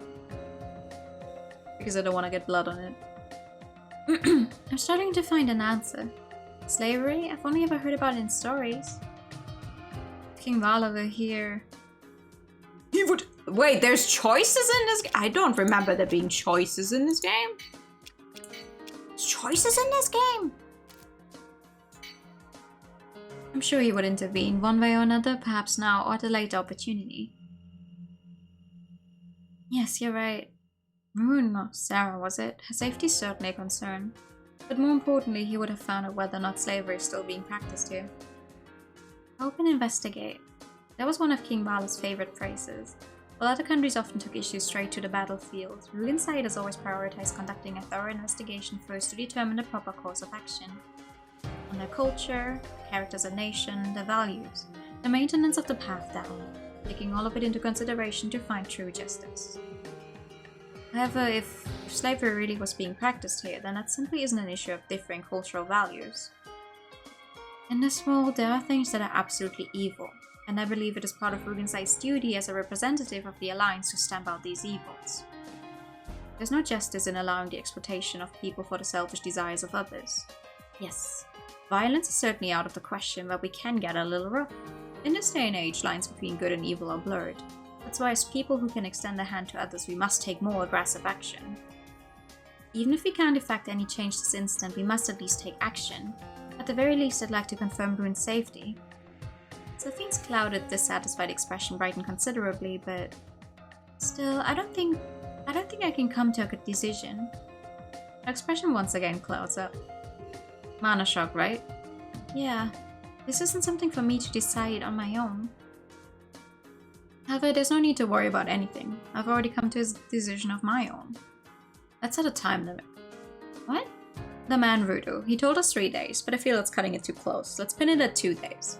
No matter what the outcome, we leave the outer pole the day after tomorrow. Until then, we do our best to help. Is that alright with you? Yeah. Well then, your orders. Ditona? Yes. Let's help Rune out. Shall be done, milady. It shall be done. We began our investigation by asking the residents of the town. Why did my monitor turn off? Town that we met. I recall the route we took as we did our shopping. This is the central district. The person closest to here should be probably the lady at the general store. We come across the well-rounded lady whom we purchased the map from yesterday. She was cleaning her storefront. Excuse me, do you have a moment? Oh, welcome back. Is there anything I can help you with today? Actually, we have a few questions about Rune. Do you mind sharing a bit of your time with us? Rune? Oh my, what could that be? Huh? What do you mean? You don't remember us? What are you talking about? Don't play jokes. I mean, of course I remember what happened just 1 day ago. She's the girl who was with us. The girl who was with you was Sarah, right? Looks like we'll have to use Sarah from here on. What's wrong? Your face just looked pale. Yesterday she introduced herself to us as Rune? Oh my, I wonder why she would do that. I apologize for my rudeness earlier, but I just had to clarify things. The girl who was with us the other day is named Sarah, yes? Yeah, that's right. The lady shakes her head. Sarah's been assigned to maintenance work on a power grid here, so I see her maybe once a month? Power grid? You see that box-looking thing over there? She points to a box sitting in a corner of her store. There are a number of long cylinders jutting out of the box, extending down into the ground. What is that? You don't know about the grid? Sure, behind the times for someone so young. You know about the mana mine outside of town? They extract mana from there and send it through the pipes to every household in here. So there's some kind of filter or something or other in that box that has to be replaced once every month. And the one who does that for us every month is Sarah. So work isn't just excavating in the mines. That's why I'm sure of it. Maybe you just heard wrong. Can't be it. She was very particular about her name when she was talking with Sophine, so I remember it very clearly. And why did she use a pseudonym? A reason to intentionally use a false name. Perhaps she was part of some kind of scam. Now, if this were a scam, then Ruda should have taken me up when I offered the mana. If they were both accomplices, then that would have made much more sense. However, Ruda refused my offer without a second thought. So if this isn't a scam, then what could it be? Alright then, does anything come to mind when we mention the name Rune? Rune, eh? It's just a normal girl's name. She stops talking mid-sentence. Her expression darkens as well, so it seems to me. Now that you mention it, I remember one particular girl named Rune, but the story isn't a pleasant one. What do you mean by that? At the Civitzes, there was a girl who was named that? I mean the family, not the company. But apparently she died about 6 years ago. She died. I don't really know the details myself, it's all just old rumors, so I don't know what is and isn't true. But it's the fact that the Civitz family had a daughter named Rune. Never seen her since, so maybe the rumor of her dying really is true. But wait, I have the details of that story. The girl was a devil in disguise. Some people believe that and others didn't, but I'm sure she was. The damn girl should have never been born in the first place. Please calm down, we're talking about a mere child here. She a little naughty, but regardless of what happened, she was still a child. Referring to her that way isn't very fitting. If you were talking about any normal child, I'd agree with you there. You just don't know who she was, that's why you can still think that way. Are you that certain? I'll have you know, I have 3 kids of my own. I've experienced more than my fair share of bratty little kids. But Arun, she was just worlds apart. Everywhere she went, you can bet disaster soon followed. It's hard to imagine her lying about all this. But she was still just a child, right? How do I put it? She'd make your hair stand on end.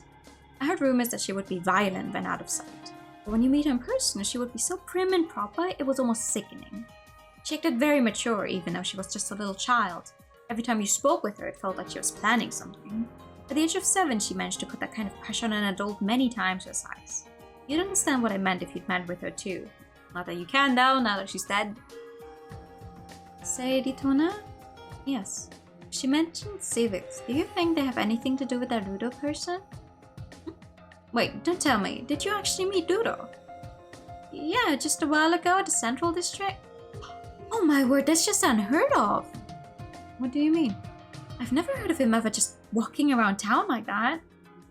Say, was that Rune related to Rudo somehow? She was his little sister. Poor Rudo, he's still so young, but both his parents and his little sister passed away one after the other.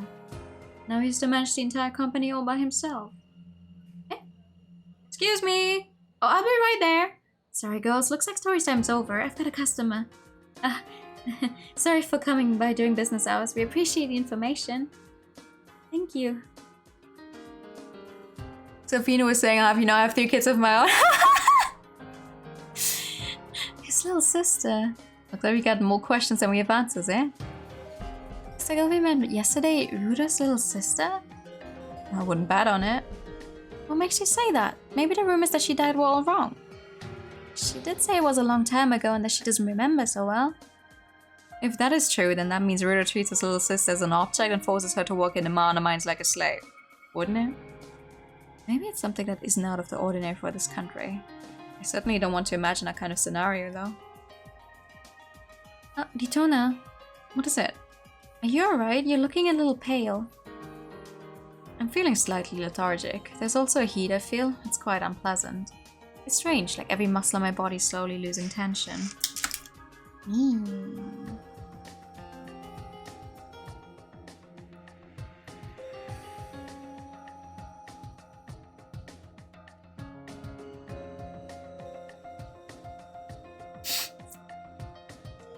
The mana inside my body seems to be diffusing outwards thanks to the osmotic pressure from the difference in mana concentrations. I'm fine. But more importantly, how are you feeling, Selphine? I'm feeling perfectly fine. Alright. You must be feeling mana shock, right? I wonder why I feel perfectly fine. This is just a theory. A game theory. It's said that the use of mana is in fact of shortening one's lifespan. Royalty need to be able to live as long as they possibly can as well. That being the case, they don't use craft in their day-to-day lives. Using craft that they could instead have an attendant perform is actually considered taboo. They mustn't trouble themselves with the hassles of daily routine. There are far more important things for them to concern themselves with. Naturally, Selphine is no exception to this. It's probably because unlike me, you don't use any mana craft on a daily basis, which means the onset of symptoms takes longer. A small relief. If my symptoms worsen, I can use that as a basis to determine when the onset of mana shock will occur for Selphine. Itona... Milady? This is another order. Selphine looks at me straight in the eyes as she continues. Take care of yourself. If you feel that you're in danger, then I want to leave the outer pole immediately. So please, if it comes sooner than the 3-day limit, then let me know as soon as you can. I understand. For the time being, I truly do feel fine. This is probably just my unfamiliarity with the sensation I'm experiencing for the very first time. Okay.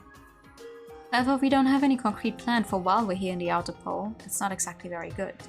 Just asking around isn't very efficient either. Is there someone who knows the ins and outs of the city who we could speak with? Say, Ditona...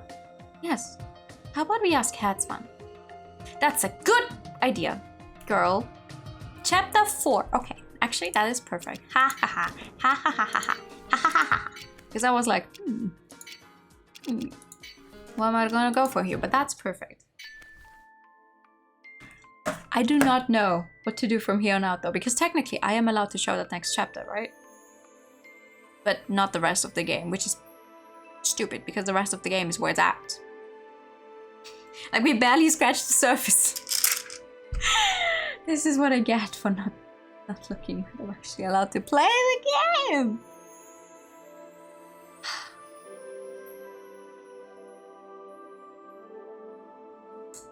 Well. Would you now, Vroom? Would you now? I hate it. Yeah, I'll have to see. I have to see about that. Thank you for the pat. We'll see. I would like to at least definitely still do chapter 4 because I am allowed to do that. And then I have until Sunday to decide. Regardless, thank you so much for coming by tonight. Yeah, I know, but I mean that this is on me. They actually put it online, like what they allow. It's not like some other games where you don't even find out. Oh, hi. Thank you for the follow. Go in. We're just about to end. Thanks for stream. Oh, thank you for coming by. Tomorrow is gonna be karaoke time and also Barbie tier list time because it's my birthday in like 2 hours. You've been looking for a little bit? Aw, thank you. Oh, glad you decided to join. Yeah, it's it's almost my birthday. Yeah. No, but tomorrow evening, an hour later than when we started today. So 2 hours earlier. 2 hours back from now is when I'm gonna start streaming. Tomorrow is gonna be karaoke, and then the Barbie tier list, and then I'm probably going to lose my voice sometime during all that, so that's gonna be fun. I hope you all have a lovely rest of your evening. Thank you so much for coming by. I'll see you all tomorrow, hopefully. Sure, I will. Have a good night, everyone. Thank you so much for coming by. Thank you for the pat. Actually, hold on. I write to Tella because Tella is playing. I hope I wrote that correctly. I did, because Tella's playing Sticky Business, and I love Sticky Business. I love making stickers. I love seeing other people make stickers, so that's where we're gonna go. Thank you so much for coming by tonight. I'll see you all very, very soon. I mean, I'm not gonna go to sleep right now. I'm gonna stay awake. It's gonna have to be ready for everyone who wishes me a happy birthday at midnight. Have a good night. See you all very, very soon. And bye-bye. Bye-bye.